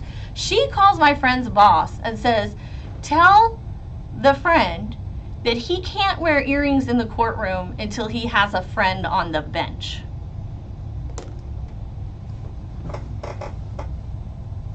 What? What? First of all, you're not the fucking fashion police. This is not fashion court. Secondly, who gives a shit if he has an earring in? It is 2024, okay? Like, what are you even talking about? Crazy. How dare you waste my tax dollars in such a manner? It's a good thing I don't live in Atlanta, because I'd be like that. I'd be protesting Fanny and the waste of tax dollars over there. Ugh. Okay, let's see. Gina, welcome. I'm really happy that you are here. Thank you for joining us. Make sure, y'all, you hit like and subscribe. We have 574 people watching right now, so we should have 570 likes. 4 of you probably don't like me, so maybe 4 dislikes. Collective tribal consciousness. You're on here and don't know anything about the case in detail. How dumb is that? Well, actually, it's quite smart, because I'm watching the case in real time the way the jury is. And so I'm able to give feedback with an unbiased opinion about what any rapper's ever done, and simply based on what I'm observing in real time, just like the jury. And if you don't like it, feel free to leave. Love used to be a judge in a different county. Well, Brandon, welcome. I know for a fact that Love ran for DA in a different county, and she lost. And I am speculating that Fanny and Love are friends, and that is how Love got this case assigned to her. I'm speculating. I don't know that for a fact, but that's what I have come up with. Hood Times says, prosecutor said Nutt didn't shoot, but witness says he did shoot. What does that mean in the murder case of Nutt? Well, Hood Tips, first of all, we're not in the murder trial for Nutt. This is a RICO trial, okay? And Nutt's murder is simply one of many actions being used to allegedly prove the RICO. All right, so I want to put that out there first. Secondly, it's not, look, the jury is not stupid. As much as Ms. Love tries to treat the jury like they're fucking idiots and just beat the same thing into them over and over again, they aren't idiots. They're not stupid, and they don't need anything beat into them. When people serve in a jury stand, they are so good. That is the best version of themselves they're ever going to be. They are attentive. They understand the assignment. They understand that lives are in their hands. They take it very seriously. I was part of a jury once. They took it seriously. Like, we all took it very seriously. Every jury I've had has taken it seriously. So I don't believe for a minute that the jury, A, appreciates the way Love batters things into her, and B, that the jury didn't catch the disconnect between the prosecution and the witness. And it's not the first witness that's had disconnect with the prosecution that is the prosecution's witness. Like, get out of here. It's ridiculous. Jerome, thank you. I really appreciate that. I do enjoy this color because it matches my hair. I really thank you. Let's see. Oh, okay, Nettie, thank you so much for subscribing. Yes, the YSL trial will resume tomorrow. I'm just doing some bonus content today because of the lack of trial. So I figured we could do something. Also, I was supposed to have trial today, but we were able to settle and come to an agreement. And so I had free morning time. Yay! I get to hang out with you. So I'm really glad that all of you are here, and I love, love, love, love doing this. Oh, and by the way, update. Last week, when I hung up on Friday, when we ended the live, I got a call from my son. And I thought, oh, was he watching my live? No, in fact, he was not. He does not care. He's lived with me for 18 years. He doesn't want to watch me live. But A, he got the job he wanted. He got a really good job right next door to him, so I'm really excited about that. And B, he was very impressed that I had 500 viewers. He was like, that's more than a lecture hall at UT Austin. And I was like, oh, baby, thank you. So thank you guys for being here, because you really are helping me impress my children. And if I'm honest, that's probably one of the most important things in the world to me, that those kids love me and that they're impressed by me. Okay? Woody is definitely going to testify. Cool With It says, I love this live because when I'm watching the trial, I'll be talking to myself and oh my God, I am constantly yelling at the TV. I'll yell objection when an objection is sustained and it shouldn't be. I'll be like, what the fuck? You know, and like I yell at Glanville all the time. So I am right there with you. I know, Seti, you say you're not a lawyer. I'm just telling you, you're doing a great job. You're catching a lot of the analysis. You could be a lawyer if you wanted to try. And I appreciate your offer for me to listen to Thug's catalog, but I'm going to refrain. I listened to that best friend song and I thought it was awful. I do not understand how your best friend and a big booty hoe from Texas have anything to do with each other. Like, I don't like it. I don't like it. I usually prefer music without lyrics. Lyrics ruin music, man. Like, they really do. Like, but I do like that one song that Thug has where he says, I'm in a relationship with all my bitches. I love that song. I love that song. All right. Unpopular. I wonder if they will even put the IA investigation info. What is the IA? Oh, the internal affairs. I know, we haven't seen any of that. You would have thought that we would have seen it under some of those witnesses who were affected by the IA. So it's really interesting. Brent, welcome. Yes, anyone can go to trial. We have an open court system in the United States. Our courts are free and open. You're allowed to watch, and you can go to any of them anytime you want. In this trial in particular, I believe there is seating room in the actual trial itself, and there are overflow courtrooms, which you can use. Collective, I'm sorry you don't think I sound smart. I can assure you I am quite intelligent, but you obviously are having a hard time measuring that with the sound of my voice. It's okay. I get it. Toxic Low, if you was on the jury, what would you be thinking right now about this case? Well, I am on the jury of public opinion, and I think that this case is a mess. I think it is a train wreck. I think the state lacks the evidence they need to prove their case. I think all of it is a stretch, a draw. Like it's what is it? It's reaching for straws or whatever. I think it's awful. Hey, infamous Sylvia, welcome. So happy to see you here. Let's see. I am under the. Wait, do you think they will find Detective Gaither's files? Kendrick, welcome. And no. I don't think Gaither had files. Isn't Gaither the one who said she didn't like taking 911 calls? Isn't she the one who like admitted that she didn't do her job on a daily basis? Yeah, no, she didn't write no reports. There are no reports. Let's see. If gang, I'm under the belief that if gang is basically GF, and that's another story. I suggest you investigate that. No said he never said G was a lawyer, but he said he was tied to the streets. Yes, and I am not tied to the streets. I'm tied to the law. M, welcome. Happy to see you here. M says they will not call any of the artists, period. That's how I feel. We haven't seen any of the artists yet, and I think that's for a reason. I don't think we're going to see any artists. I think the artists will help prove the artist will help prove the defense's defense, which is this man is too busy to be running a street gang. Get out of here. Ridiculous. Let's see. Infamous says T.I. is coming. Ooh, when is T.I. coming and who is he coming for? Because I don't see him being a witness for the prosecution. And I have seen that T.I. has been commenting about the case on podcasts and whatnot since the case started. So I'm not sure, who that is or how that's going to work. But I'd be interested in knowing more. As soon as they come, lyrics theory would be done. Exactly. Well, there's a whole expert that's supposed to talk about lyric theory and all of those patterns and such. And that's actually how I kind of got into this case, because I thought, well, that's cool. I really want to watch that. And so I started watching, and now here I am. Bitch McConnell, I'm so glad someone mentioned this channel. It's my second time catching it live, and I love it. Well, thank you so much. First of all, I love that name, Bitch McConnell. That's hilarious. I hope you subscribe. I hope you hit like. I really appreciate everyone that's contributed. You guys are excellent. This is fantastic. Doug and Wayne has a song currently on the top 100. Yes, and I heard a theory that that song was released purposefully so that Doug could show there was no beef.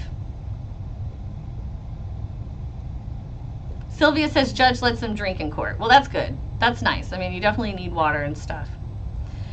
Jason says Young Thug is always eating daily. Yes, we see that in his gut. Sorry. The poor guy has gained so much weight. He's like my dog. My dog has like doubled in size in a year. Just like Thug. Do you think Birdman will testify that he didn't know of the Lil Wayne shooting? I don't know. If Birdman is called, I think it's the defense who's going to call him. I really don't see the prosecution calling any artists. I couldn't imagine them calling another artist. I think it would just ruin their case. Let's see. You can only plead the fifth when asked about you. It doesn't cover when you're asked about someone else. Well, that's kind of true and not true. You plead the fifth not to incriminate yourself. So if they're asked about someone else and that answer could lead to incriminating you, you don't have to respond. Let's see. The defendants eat in the courtroom.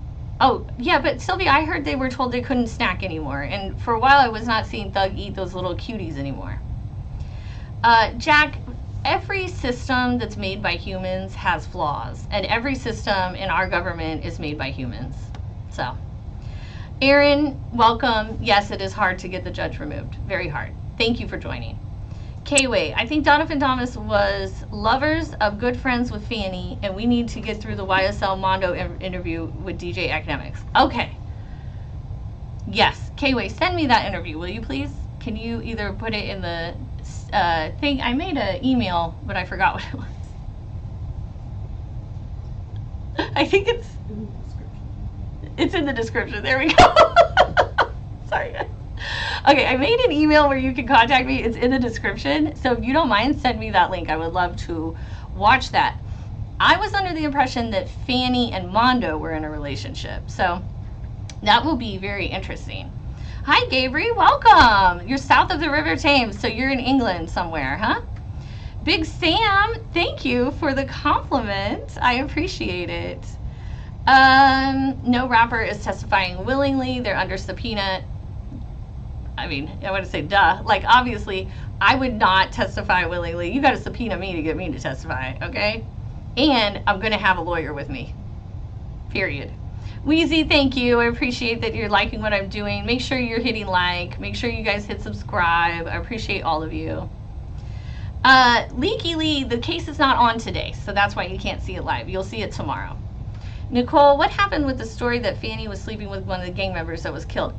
The story I heard is that she was sleeping with Mondo, and I think Mondo's alive. So I don't know. Norman Claycher, yeah, Fanny and Love do seem like they'd be friends, don't they? Roger, welcome. Thank you for joining us. She should react to Young Thug's music. His music's interesting compared to the other Young Thugs rapping nowadays. I probably wouldn't like it. I could do a reaction, though. And why do I think they're friends? Because they're about the same age, they're in the same area, they have the same career. I just think they have so much in common. They work in the same building. Like they probably were friends, and that's probably why Love got this assignment. This is a big deal case, you know.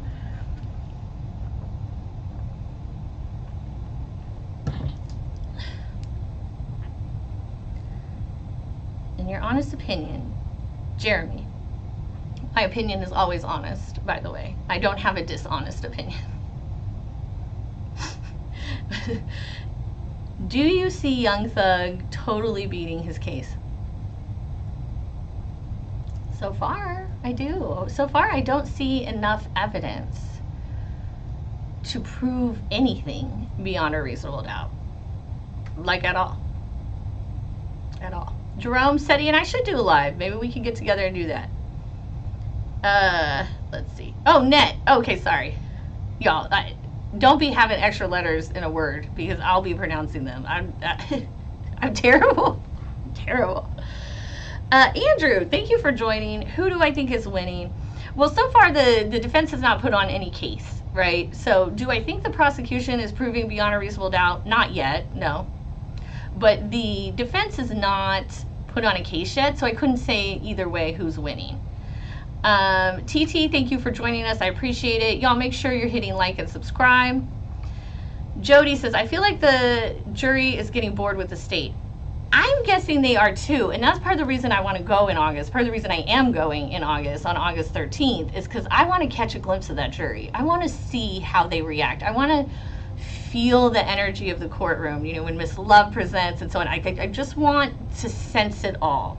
Even if I can't physically see the jury, maybe just to be able to get a feel of everything that's going on. I think it will be really interesting, and I can't wait to come report back to you guys, okay? D. Reed, welcome, thank you. Gamba Kufu, how can the judge take so many days off and breaks? Since the judge does 2 half days, the trial will be automatically take 20% longer, not including breaks and days off. Would this help in his appeal? The reason the judge can do that is because he doesn't really truly have a boss. Like, he is the boss. So he's running his own courtroom however he wants to. He can decide what time to come in and what time to leave. I don't think that it would help in the appeal unless somehow something happens with the jury because of the time. And then maybe that would help with the appeal. But based off what I know, everything I know right now, no, it would not help with the appeal. Roger says he comes up with lyrics on the spot. So does Lil Wayne. Now, I will say Lil Wayne, I will listen to his music. I do think he is probably one of the greatest poets that ever lived. I will put him on par with Shakespeare. But, and E.E. Cummings, my favorite poet. But I just can't get into Thug's music. I think I'm too old. I think, like, there's a threshold of, like, age. You know, like, I was too old for the boy bands. I was too, like, mature when they came out. Like, I was too old in age to be interested. I feel like I crossed that threshold with, like, Young Thug. I'm too middle-aged at this point. Bald Head Falcons fan. Oh, his best friend is the big booty bitch from Texas? See, that... I just don't like that song at all. I don't like it. Don't like it. I also don't like it when songs like switch beats. Like you have a beat and then all of a sudden it's like some random other beat. I don't like that. Hood says, I think the judge has a bias against shard. And I think it's actually spelled shart, like sharting your pants. But we agree. I agree. I have concluded that the judge is biased against YSL Shard, and I think that's tragic. He's a great lawyer. He's a good lawyer. And I can't understand why the judge dislikes him so much. I don't know. PJ, welcome. Do you think Thug has a realistic chance of beating this case? Yes, I do. I mean, honestly, everyone should have a realistic chance of beating their case unless there's like actual video footage of you actually like, you know, stabbing someone or something. Hey, Stephen Knight, thank you for joining. The DA has changed the narrative of what started the war between Oh, interesting, Jeremy. I didn't know they had changed the narrative. I know the dates have been moving around. I noticed the dates have moved around, and YSL still brought that up. Will IA, or can IA, be asked about Fanny Willis and Donovan Thomas's relationship? Jack, probably not. It's really irrelevant to the case. Jody, I agree. They're probably very bored. I would be bored. Oh, Matthew, clutching at straws. That's it. See, I knew there was something about straws. Grasping, clutching. For the earlier leaders of the gang that testified in the beginning of the trial, did the state prove impeachment? If so, what happens to them? Well, you don't prove impeachment. You impeach someone by showing that they have a contradicting statement somewhere else. And a lot of witnesses have been impeached. I don't remember all of them, but a lot of the witnesses have been impeached. I think this case is super weak. They're grasping for straws. So, grasping. Clutching, grasping, and hoping. Oh, listen, as lawyers, what we do, we throw the spaghetti at the wall and hope something sticks. That's it. If gang is not GF. Cedric, I don't know what GF is, but thank you for joining us. Trey, thank you. If you were charged with RICO, which defense attorney would you choose to advocate for you? Well, Trey, I'm in Dallas, so I would call my friend Doug Huff. Oh, maybe I could get Doug to come talk. I would call Doug Huff, and I would say, come help a bitch out, period, full stop. If I had to choose between one of the YSL lawyers, I think I would choose Shard, unless I was going in front of Glanville, in which case I would choose Harvey. Well, it'd be between Harvey and Shard for either. I like Harvey. He's such a badass. He's so fearless, you know? I like that. T.I. is coming on the defense side. Okay, see, that makes way more sense. I just cannot imagine the prosecution bringing any artists on. Like, that would be so stupid, I think. Oh, Sylvia, you spoke with T.I.? I went to his concert once. If Young Thug gets off, can he... I did like... See, when I was in law school, that Whatever You Like album I liked of T.I.'s, that was fun, and that Rubber Band song I liked. Just kind of fell out of it. Like when my son started listening to hip hop, I was like, maybe I should stop. I don't know. C. Clark says, how much are they paying the jury? I think it's $25 a day in Fulton County. That's what I heard. James, if Young Thug gets off, can he sue false arrest? No.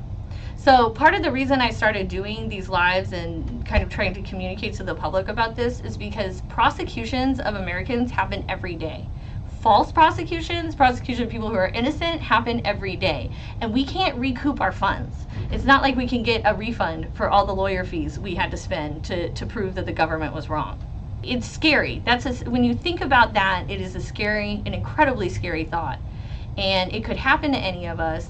We could be at the mercy of our government and, you know, have to spend thousands and thousands and thousands on a lawyer and then never get it back. So that's cool, right? Hey, C. Clark. Oh, I said they are already. They're paying the jury $25 a day. All right. Reaper. Not only does Thug make his music, but he does features and runs his own label and develops. That's what I'm saying. Where can he run again? If that dude, when we listened to DK talking about the schedule, when DK read that schedule, if that dude is able to run a street gang and have that tour schedule, more power to him. He shouldn't be in jail. He should be the president. Okay? Like, if anyone could have that tour schedule and do everything the prosecution's alleging they're doing, then they need to sell that level of energy. They need to sell to us how to get that power, because it's crazy. It's crazy. I wish I could have that kind of energy. You think how wealthy I could be? My God. Erica, welcome. Thank you. And yeah, the trial's a mess, and it does violate a lot. Red Bunny, why are you worried about Woody testifying? I'd love to know. Another day, welcome. Can the defense still call on state witnesses like Birdman, Rich Homie, and Wayne, even though the state never calls on them? I think so, because the state said they were going to call them because they're on a witness list. The state has notice. And so that, in my mind, is not, it's not trial by surprise. I think that they should be able to call them. Y'all, we have 685 people in the chat right now. That is crazy. I can't thank you enough. Make sure you're hitting like and subscribe. I cannot wait to tell my child this. You guys have made me awesome. Thank you so much. Donald, no, they don't have trial today. Tony, welcome. Thank you for joining. I do not believe the state will call Gunna. I don't think the Gunna is a good witness for the state. I don't think any artist is a good witness for the state. Lakey, why aren't they showing the case live anymore? They are showing it. Oh, am I back? Yeah, they are showing it live. It's just not today. Hi, Tavonda. I think only rappers should testify for rappers. And even then, everyone's interpretations are different. One thing I was thinking about last week, the white t-shirt guy who I showed you earlier in the video, he alluded to or said several times that there was a call made. Someone made a call for DT. There was a call made. And I believe, someone said in the comments that we weren't understanding what he said. And I've been thinking about that, and I think that's true. I think the defense, though defense attorneys probably have more, well, they definitely have more interaction and experience with like street language and culture than certainly I do, I don't think they're fluent in it. And so I kind of feel like if someone was there to interpret what that witness was saying, the defense maybe could have understood better and asked some more questions, because I think they really lost an opportunity there. I think that was a really lost opportunity to who made the call, someone else, you know, someone in his own gang. They were all wearing hoods and stuff. So, yeah, it's interesting. Ease by Eddie, I'm so glad you're here. Yes, relationship featuring feature. It's not an ATL classic. It's a classic, sir. It is a classic. PJ, what angle do you think the prosecutors will take to actually pin some of the blame on Thug? So far, it seems they've spent their time pinning these crimes on Thug's associates. Since I don't know anything about Thug, and since I don't know anything about the beef or any of that, I don't know what the prosecutors are going to use. I know they wanted to use a DJ Academics video. If that doesn't tell you everything you need to know, they wanted to use a DJ Academics video as evidence. Are you kidding me? You got no case. If you have to use a DJ Academics video to prove your case, you don't got no case. I really don't know. Tamika, welcome, and thank you for asking folks to like and subscribe. I really appreciate it. Donald, we don't talk about Trump on my channel. I have stated before, I believe it is my American duty to hate every single president that has ever been president, to question every move they've ever made, to be suspect of them. It is our job to question our government, and I feel that way. Yeah, ask me who my favorite president is. He's definitely dead, okay? Because they're better when they're dead. And that's our job as Americans. That's the American way. As a good American, you should be constant. There should be no undying loyalty to any leader.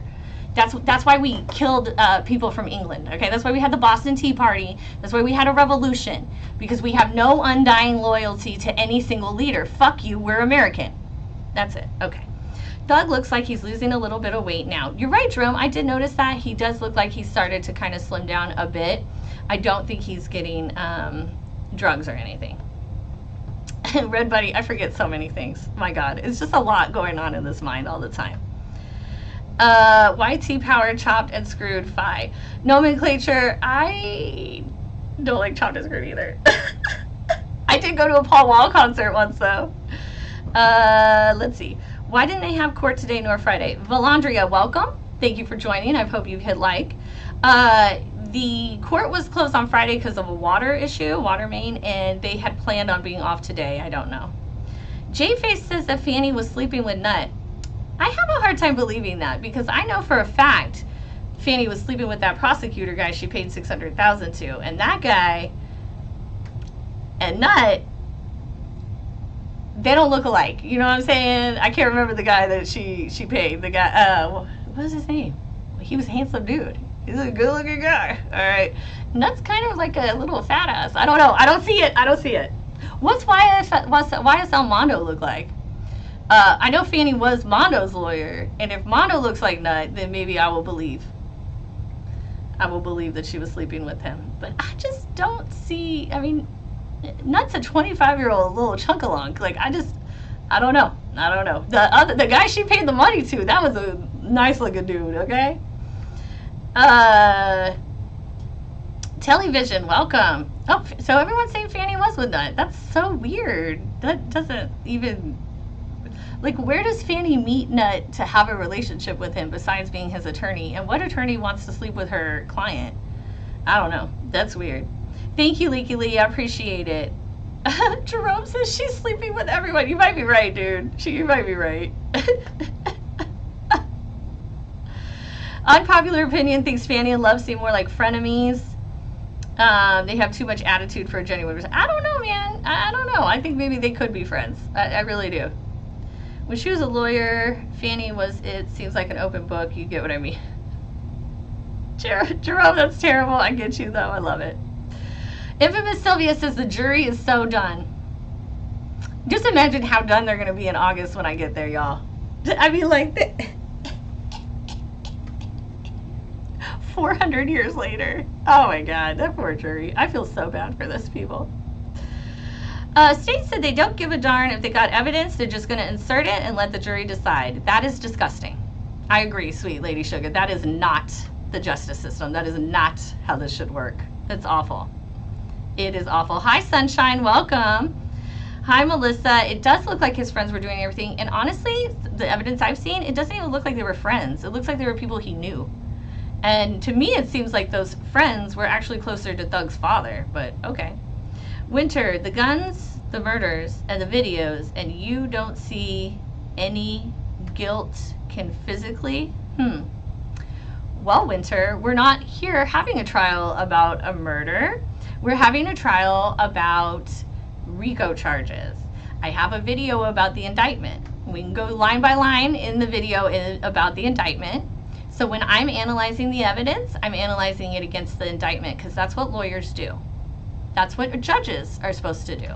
Now, we don't expect the public to do that, but if I wasn't doing that, then I wouldn't be a good attorney. Okay? Yeah, Reaper, I will let you know what the jury looks like. And Sylvia said, she said they're already exhausted. So I'm going to meet up with her on the 13th, and yeah. Callie, thank you for joining us. How do you feel about the judge saying the state has proven their case apart? We talked about that like 20 minutes ago. I cannot believe, like, I don't understand it, but I'm not in Georgia. I don't practice Georgia law, so, you know, I don't know. Let's see. Lil Wayne is his idol, and I could see why. The jury doesn't sound like they're against the DA. Well, most juries are pro-DA. So most juries think that the government is right. Most people think that the government does its job. And most people think that the government does a good job. And when they think that, they're completely incorrect. That's 100% the opposite, okay? You don't see, the best of the best work at corporations or run their own businesses, okay? So, yeah, the bias of a juror is typically towards the government being right, but that is the opposite of what it should be, okay? Reality is, no. All right, Ann, well, you and I have different tastes in music, all right? My favorite song in the whole world is Sandstorm, okay? It has no words. I don't like words. They ruin things. Let's see. Tupac, Boosie, and Wayne. I don't even know Boosie's. I don't like Tupac either. I like Biggie, though. I didn't like Tupac in the 90s. He switched sides. You know, I lived in Arizona, and I was very much a West Coaster, okay? And so, you know, that's why. Hey, Dion, thank you so much. I'm so glad that you're here from Istanbul, Turkey. That's amazing. Maybe someday I'll get to go to Turkey and we can have a meet and greet. Let's see. Melissa says he was hanging with the gang till he got rich and they got. That's exactly the evidence I've seen so far. That's exactly the evidence I have seen so far. I don't see him still, you know, navigating, and it's crazy.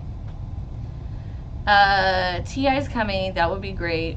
YSL Cadillac, you need to listen to Lifestyle. That's what. Okay, I did hear Lifestyle in the courtroom when they played it, and I did think that sounded decent. You know, my head was bobbing.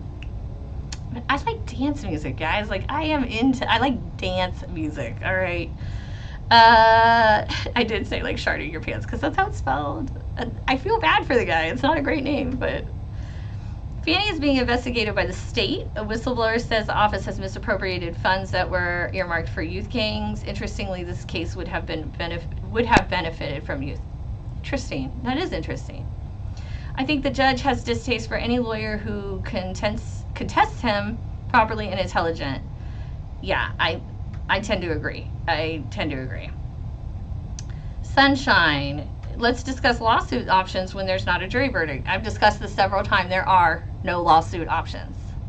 Our government is allowed to come at us even without evidence, and we don't get to go back and get money for it. You just have to deal with it. That's the system we've chosen. That's how we live. That is, yeah. Winter says, I don't think judge dislikes any of the members. The judge absolutely does not like several of the lawyers. So if you think he likes all of the lawyers the same, I would urge you to watch more carefully. Yeah, I Am Tavanda, the whole case comes from freaking YouTube and Instagram. It is crazy. Oh, and Twitter, but not reading the actual post in context, just searching the word. Unbelievable. Unbelievable. Glenn was rude to BBL Brown too. He just is biased to men.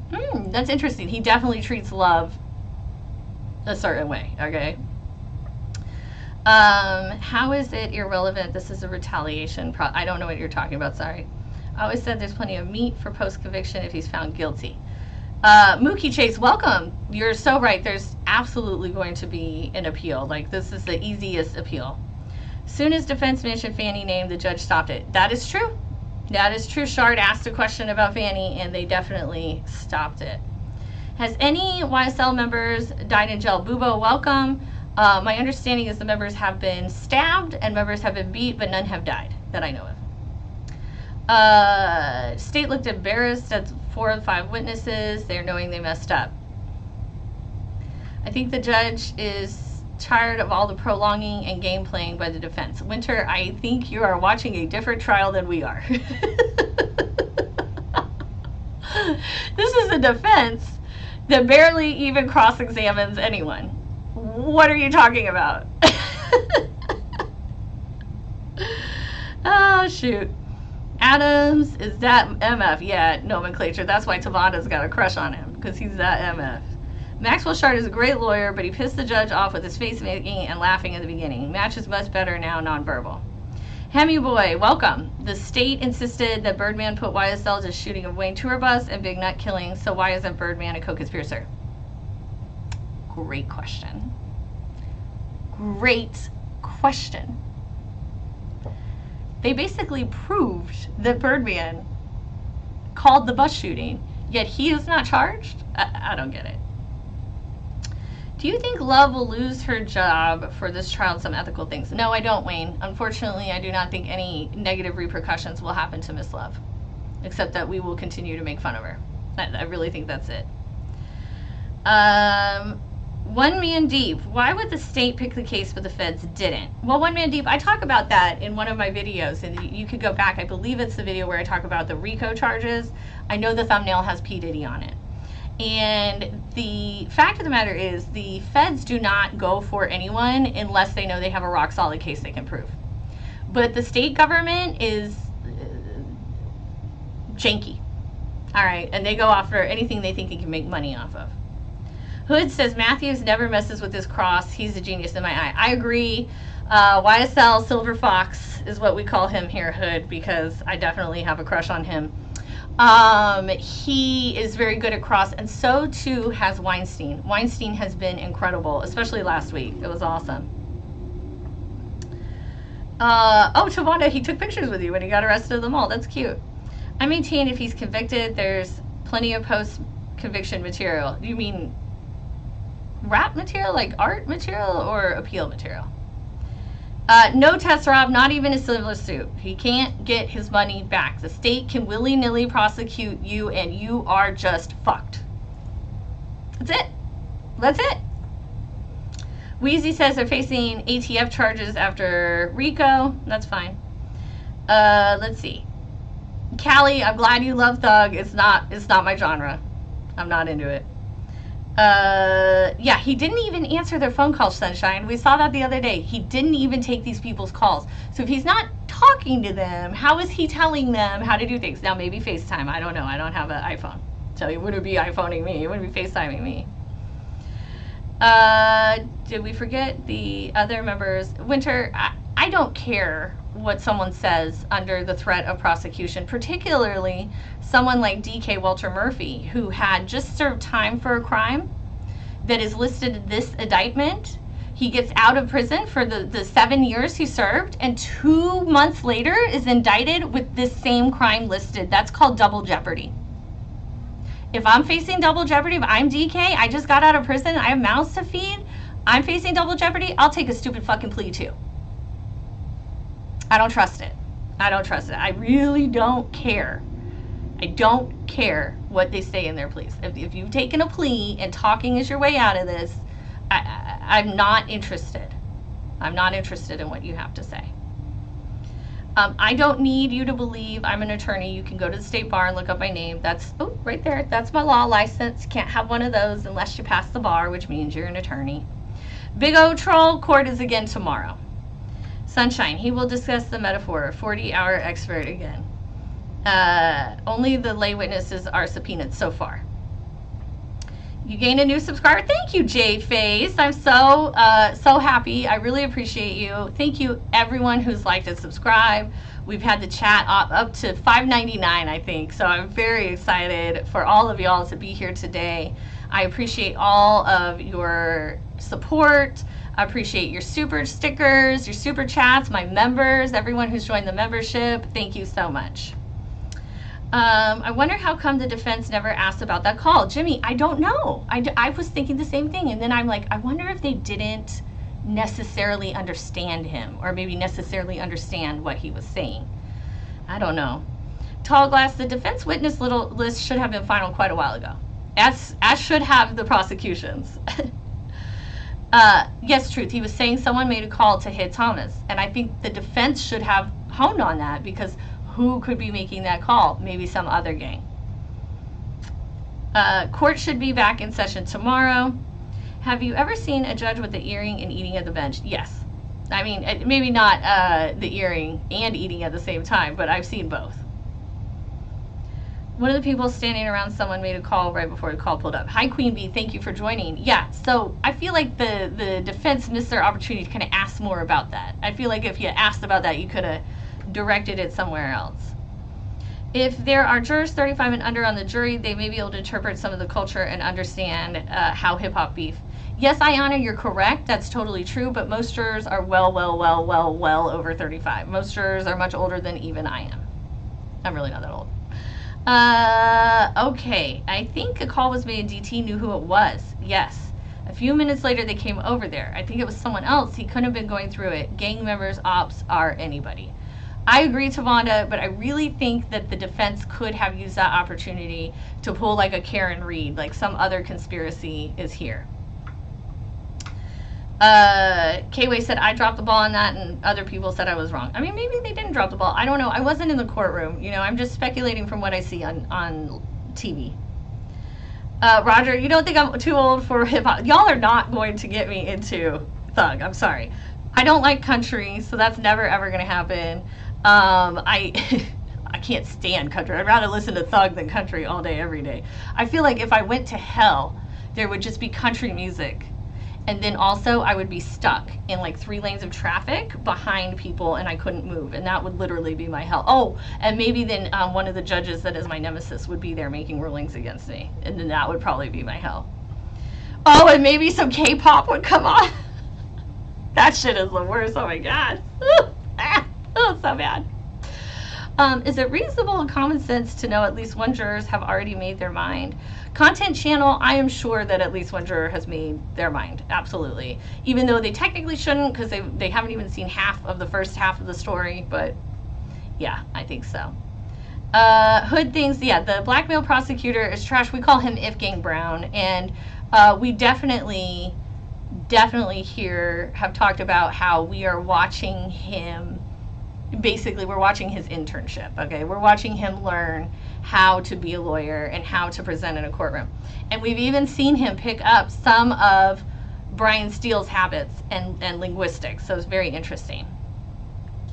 When you're on trial, it's still an ongoing investigation, and how many people are on the run? I don't know how to answer that. Russell, welcome, thank you. T-shirt guy wasn't testifying in favor of the defense. That's why Matt didn't inquire about T-shirt guy kept saying over and over, but Max didn't bite one bit.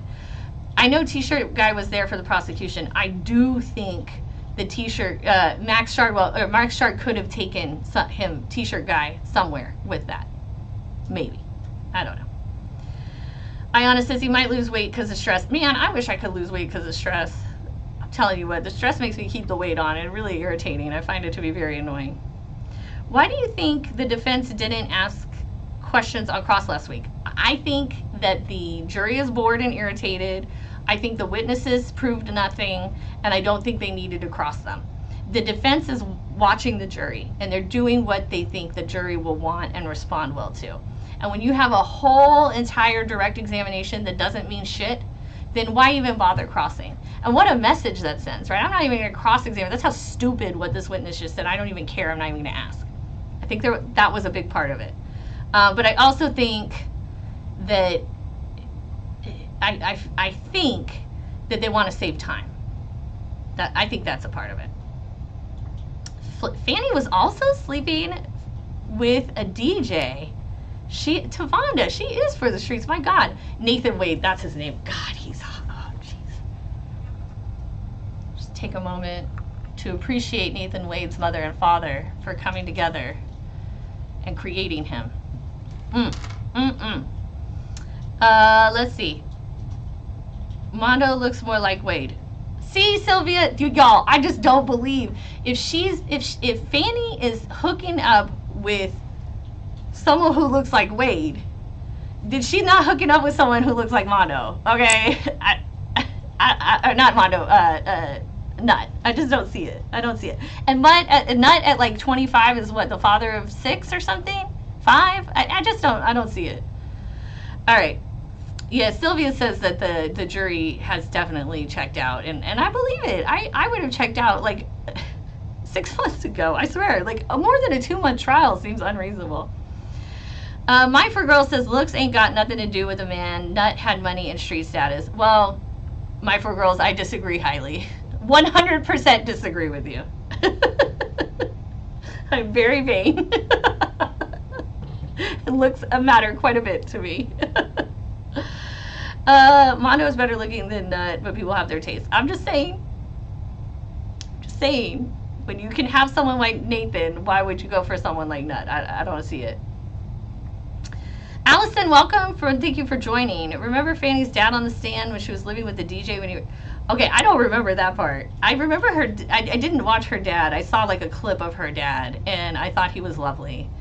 I don't know. The power of that doughboy money changed most women's minds. Zip. Okay, I guess. I make my own money, so I don't care. I care about the face. My friend, she had this, she worked at a bank. She had this standard. It was face, FICO, and account balance, okay? Face always comes first, damn it. All right, content channel, come down and if you're in Atlanta, I'd love to see you on August 13th when we get out there, and you can either come to trial, the meet and greet, or both. I would love to see that. Fanny and Peanut's mother. Oh, now see, that makes more sense for Fanny to be friends with Nut's mom than it does for her to be hooking up with him. All right, that doesn't make sense to me. Thug's dad did a few interviews with Miss Sylvia, and he states they have receipts of Fanny and Nut being involved. Whoa! Jesse from the NAP, thank you. Thank you for joining. I appreciate it. Make sure you hit like and subscribe. I would have to see the receipts to believe that Fanny hooked up with Nut. No, Sunshine, Nut is not good looking. No. Boobo, I answered already. I don't know if any YSL members have died in jail. Mondo famous for saying, ain't no mystery in my history, no snitching over here. I kind of like that. That's a good line. I guarantee it's 3 jurors already and not guilty in their head. Oh, I imagine it's probably more than that. I know there's quite a few older jurors. There's a couple younger jurors. I'm guessing at least 3 of the jurors are like, this ain't it. This ain't it. Ayana. I'm not going to read that out loud. But I see you, girl. I would like for her to state his name and not stage name. Antonique. I don't know who you mean by her and him, but I like the stage names. I think it's funny. I think it's interesting, you know. Court is so boring. Like, court is usually so boring. Seashell, you're going to come on the 13th? I can't wait to meet you, too. It's exciting. It's exciting. Mono was younger back then, so Nut makes more sense. She could have been helping him clean money. Oh, okay. Well, that I could see. I just can't see her hooking up with him. I don't know. Yes, YSL is a record label that means Young Summer Life. All right. Why isn't Birdman co-conspirator on the case? I talked about that earlier. I do not understand. I don't. Why wouldn't he be? They proved it. Oh, Winter, if you could go review some of my videos. I am anti-government. I am anti-government. I am anti-prosecution. I do not believe they ever meet their actual burden, which is beyond a reasonable doubt. I look at them and I judge them. So that's who I am. If you need pro-government, you can go to Fox News or someone over there. You ain't getting it here. Okay? I'm a proud American. And that means I don't trust my government at all. I question them at every turn. That's what real Americans do. Especially when the government is prosecuting people. The government is putting people's lives on hold. The government is potentially locking people away for decades at a time. No, we need to be questioning that. It's innocent until proven guilty, not the other way around. Sorry, guys. It just makes me so upset. It just makes me so mad that our government can come in and just come after us, and there's no repercussions. MT, I appreciate it. I am from Texas. I am a damn good lawyer, and I hope you subscribe, okay? I really appreciate it.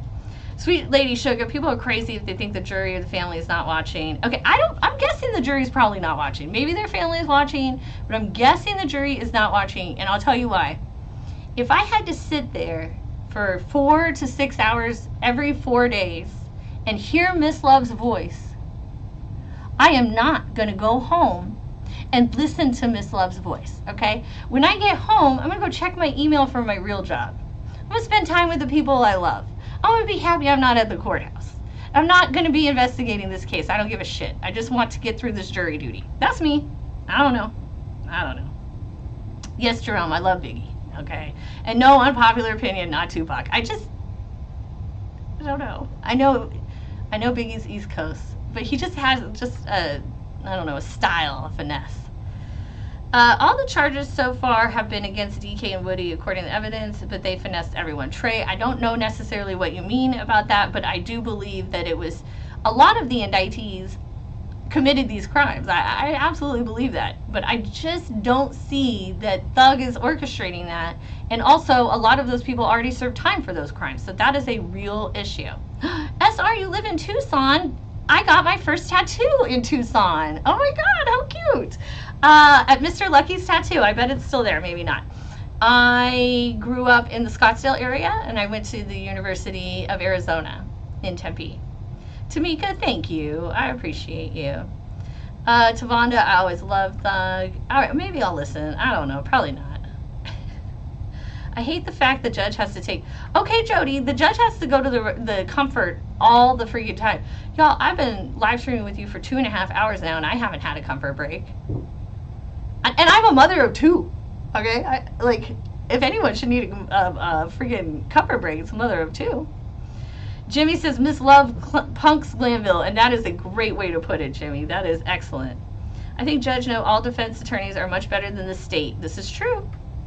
What do you think about Matthews? I think he never misses on cross. Yes, yes. And we all know Lauren loves YSL Silver Fox. Okay, K-Way, I'm going to check the email as soon as I'm off. I appreciate it, okay? The judge does live Miss Love. I saw a video of Glanville with his wife and kids, and yes, I saw the video with wife and kids too, and Love and Glanville's wife favor each other very much. Yeah, Tall Glass, a lot of 80s, early 90s. All right, I'm showing my age today, all right? Roger, Just How It Is by Thug, definitely one you want to hear. Okay, I'll go look. Hey, Michael, welcome. Let's see. Tamika, welcome. Wade is his name. Ose, is it Ose's? What is the process for disputing conduct courtroom procedure? Is it possible to call the judge? No. We've talked about this many times. You can do appeal. There is a board of judicial conduct that you can go to. But if you're a lawyer and you go in that courtroom often, if you go tattle on the judge to the board of judicial conduct, the judge will know it, and that will have a negative effect on your clients, your future clients, and their lives and livelihoods. So that's why you don't see it happening all the time. Now, I know Red Bunny actually made a complaint, and I hope she gives us an update on how that goes. Let's see. Miss Love always gets her way because she looks like Glanville's wife. That's why.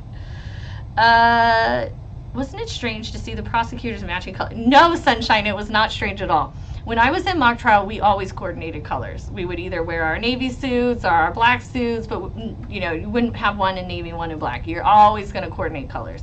So you do that to show you're on the same team. It's almost like having a uniform. We're on the same side. So I don't think it's strange. I kind of loved it, actually. There was a little while when they quit doing it, but it seems like they're back on.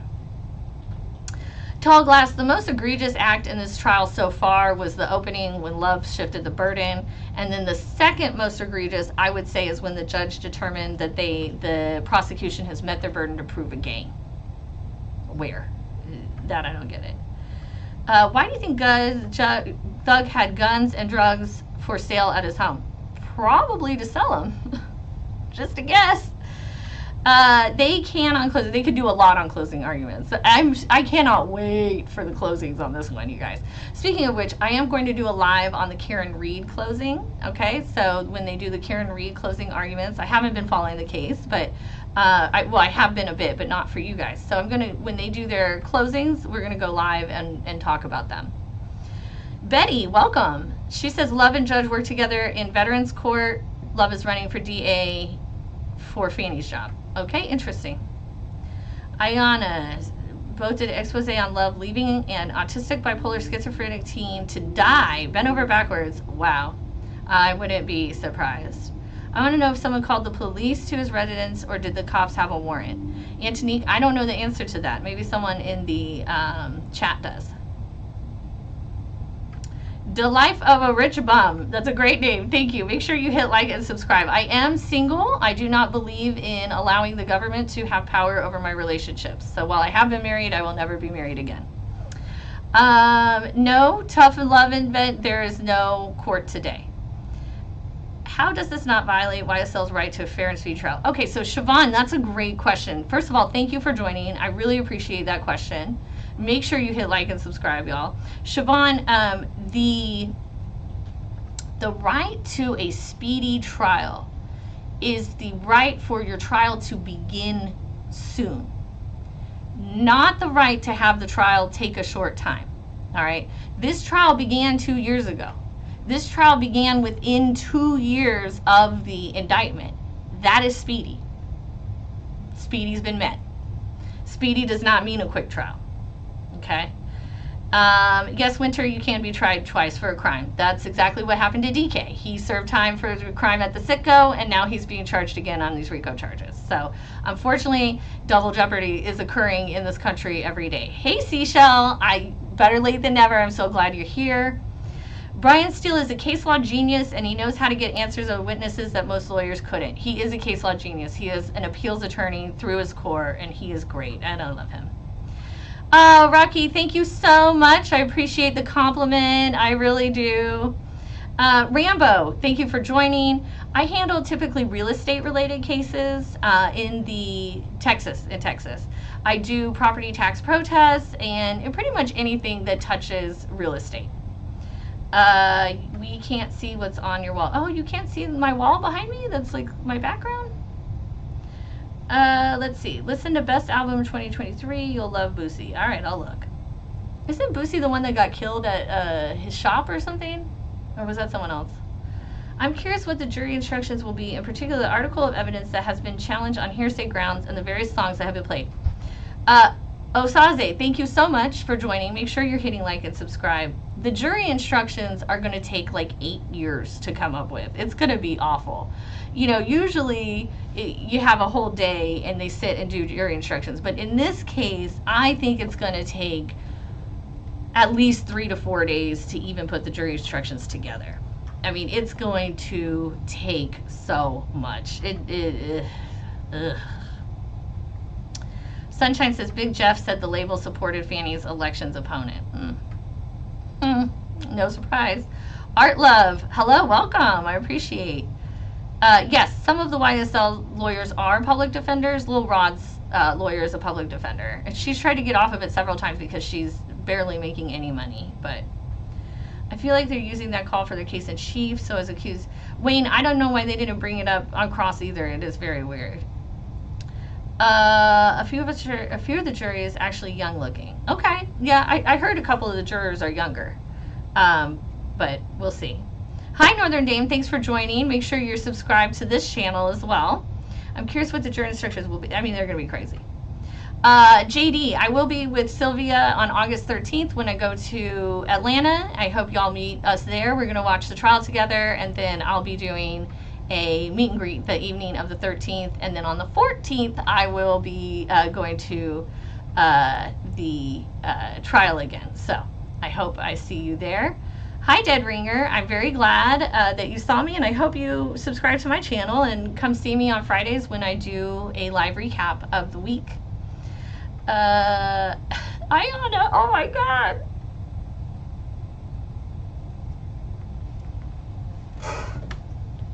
I can't read it out loud, it's too funny. All right, Tess, yeah, this trial is going, excuse me, very long. And yes, I do think the jurors are gonna lose a lot of content and impact and things that happened. I don't think 8 months from now, when closing arguments happen, that the jury's even gonna remember, you know, the white t-shirt guy from last week. I really don't. I don't see how that's even possible. Blacktop says, how is attorney Dee Williams' client involved in this case? She has yet to cross or file. Okay, she has crossed. She's done a few crosses. Her client is Little Rod. I don't exactly know what he's indicted on in this case, but I think he also has some kind of pending murder trial or something. Swagger, thank you for the compliment. I appreciate that very much. Let's see. Okay, Seashell, I can't wait to see you on the 13th. Red Bunny says Shannon Stillwell's mugshot is hot. I was pleasantly surprised. I have thought to myself Shannon Stillwell is the best looking of the men being prosecuted. I think Lil Rod is adorable. Like, he reminds me of maybe my son's friends, you know? Like, he's just so cute. But Shannon Stillwell, I thought, also one of the better looking defendants.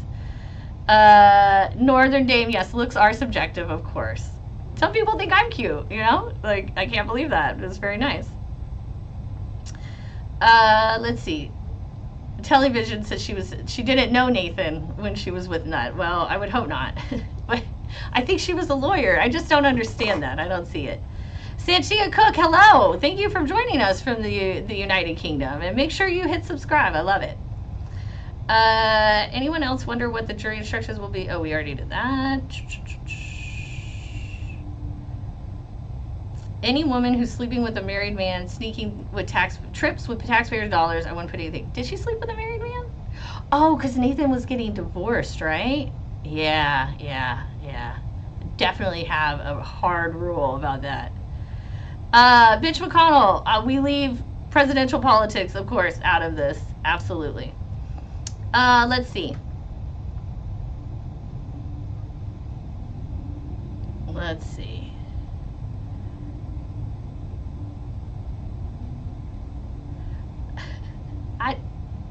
Ayana, he might be street dude, and he might have raw masculinity, but he still has that face, okay? So I don't know. Do you know anything about the Othello Johnson case in the Las Vegas? 937 Travels, thanks for joining us, and I don't, unfortunately, I've not heard of it. Does Miss Love's arguments after an objection lawful? Yes, they are. They're annoying. They're really annoying. Yeah, $25 a day is not enough as a juror. My God, no. I agree, Cali Dream, they should all have bail. I do not understand why they have not been allowed bail. It's crazy. MT, if you ever need a lawyer in Texas that does real estate, you do need me. No problem, I'll be here. My office number is 972-845-1200 for any of you. Okay, let's see. They should have Kimberly Edmund Adams. Trial would have been over. Did the police put guns and drugs in Thug's house? I doubt it. I'm a 43-year-old mom of 3, and they turned me out on Thug. He's my favorite. Okay, Allison. When my kids start listening to it, I kind of tune out. I'm like, oh, I don't want to hear it. Let's see. You're right, Winter. I don't understand gangs. I've never been part of a gang. I wouldn't even go to church, okay? I don't believe in groupthink. It's not for me. I don't know about them, but I do not believe, I find it hard to believe that Fanny had a relationship with Nut. Caden says Judge Glanville's wife Lisa shows they're separated on his Facebook, and I am going to definitely research that immediately. I just told Belinda that we write that down. That's very interesting to hear. Let's see. If I was on the jury, I'd be writing. Okay, I've said this several times, Jack. If I was on the jury, every day when I got home, I would just type it out. Maybe even on the ride home, like record what I'm saying. I'm writing a damn book, though. You ain't paying me $25 a day for fucking 18 motherfucking months and me not write a book and get some money, okay? The judge has a very serious case of diabetes. I can see that by the amount of time, or how often he needs to urinate. I kind of figured. Lutz, welcome for joining us. Thank you for joining us. In your opinion, does the judge seem biased to the state? Yes. Yes, he appears very biased. He appears to hate several of the defense attorneys, and he appears to very much be supporting and helping the state really do their job. And that is crazy to me. I've never seen that. It's wild. Nomenclature, thank you so much for the $10. I appreciate it. Thank you for all of your support, everyone. Just so you know, soon I will buy a better computer and you will have better sound and better presentation. I really appreciate it. Let's see. What about the detectives got caught in lies? Well, Demetrius, the jury will definitely note that. The jury is going to see that these people are in lies, and they are going to be writing it down, okay?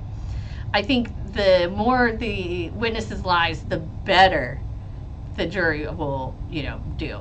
Seashell, I really wish I could do 2 times a week all the time, and I appreciate that you're here and you've enjoyed the show. Unfortunately, I still have to lawyer, and I don't want to interfere with the trial. The trial is very interesting. Sylvia, that's what I thought. Lil Rod's murder trial was overturned. Anti-KPC. It's ridiculous they even dragged that one kid in this trial and he's already convicted of murder with a life sentence. That's what I'm talking about, man. There's so many people who have already served time for the crimes listed in this indictment that it doesn't make sense how it's not a double jeopardy issue. It's crazy.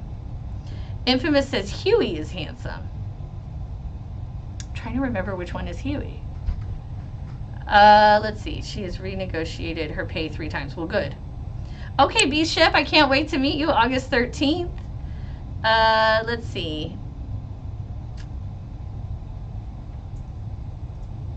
There's no reason for D. Williams to defend anything against. He just have Little Rod there to add to the optics. And okay. Another thing I had thought about.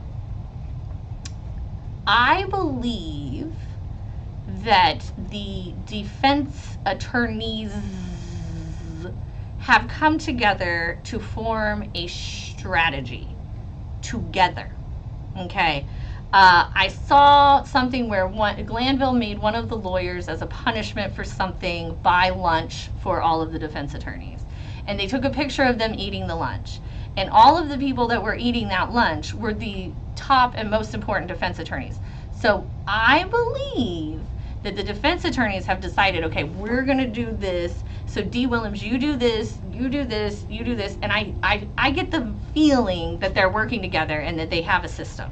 So D. Williams doesn't really need to get up very often because the other lawyers are really handling everything for her. Let's see, 85 years he's facing. Okay, Mimi Smith, that's interesting. Y'all make sure you're hitting like and subscribe. I really appreciate you being here.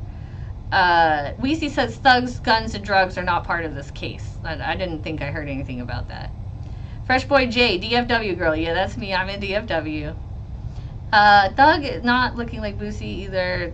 How he owns over now he owns over 290 acres with an estate worth $200 million. I don't know who you're talking about. We know. Hey, Red Bunny. Oh, Mimi says that Miss Love used to be a lawyer and that, or a judge, and that's why they say honorable. Well, that's weird, and I wouldn't be doing that. You ain't a judge no more. Hi, Be More Inspired. Thank you for joining us. I'm doing great today. I feel awesome. I'm so happy to have all of you here, and I really appreciate you.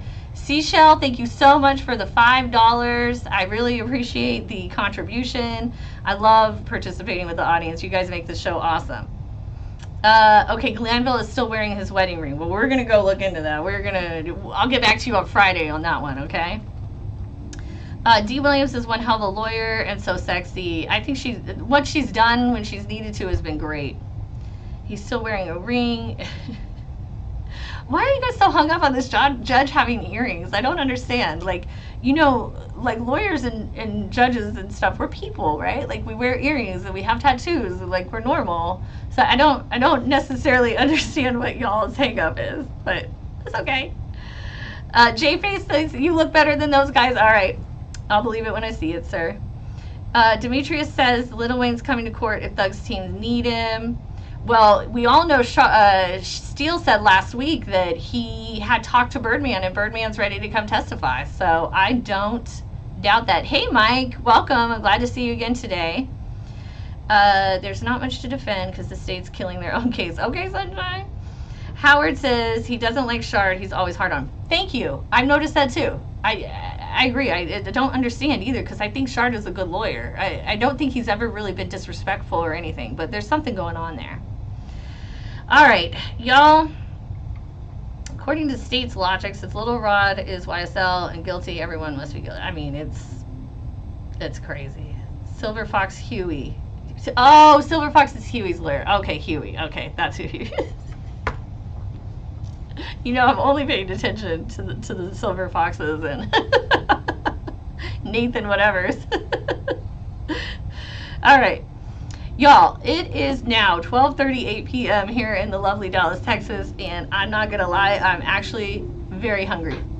And I haven't taken any comfort breaks, which is a miracle. Like, usually I throw on a video and go take a comfort break. So I really appreciate y'all being here. I've had so much fun. I hope you learned about appeals. Like, I really hope that you have learned something, okay? And I thank you so much. Everyone that contributed, thank you for your super stickers. Thank you for your cash apps. Thank you for your memberships. Thank you for the likes. Thank you for the subscribes. The earring amplifies his bias.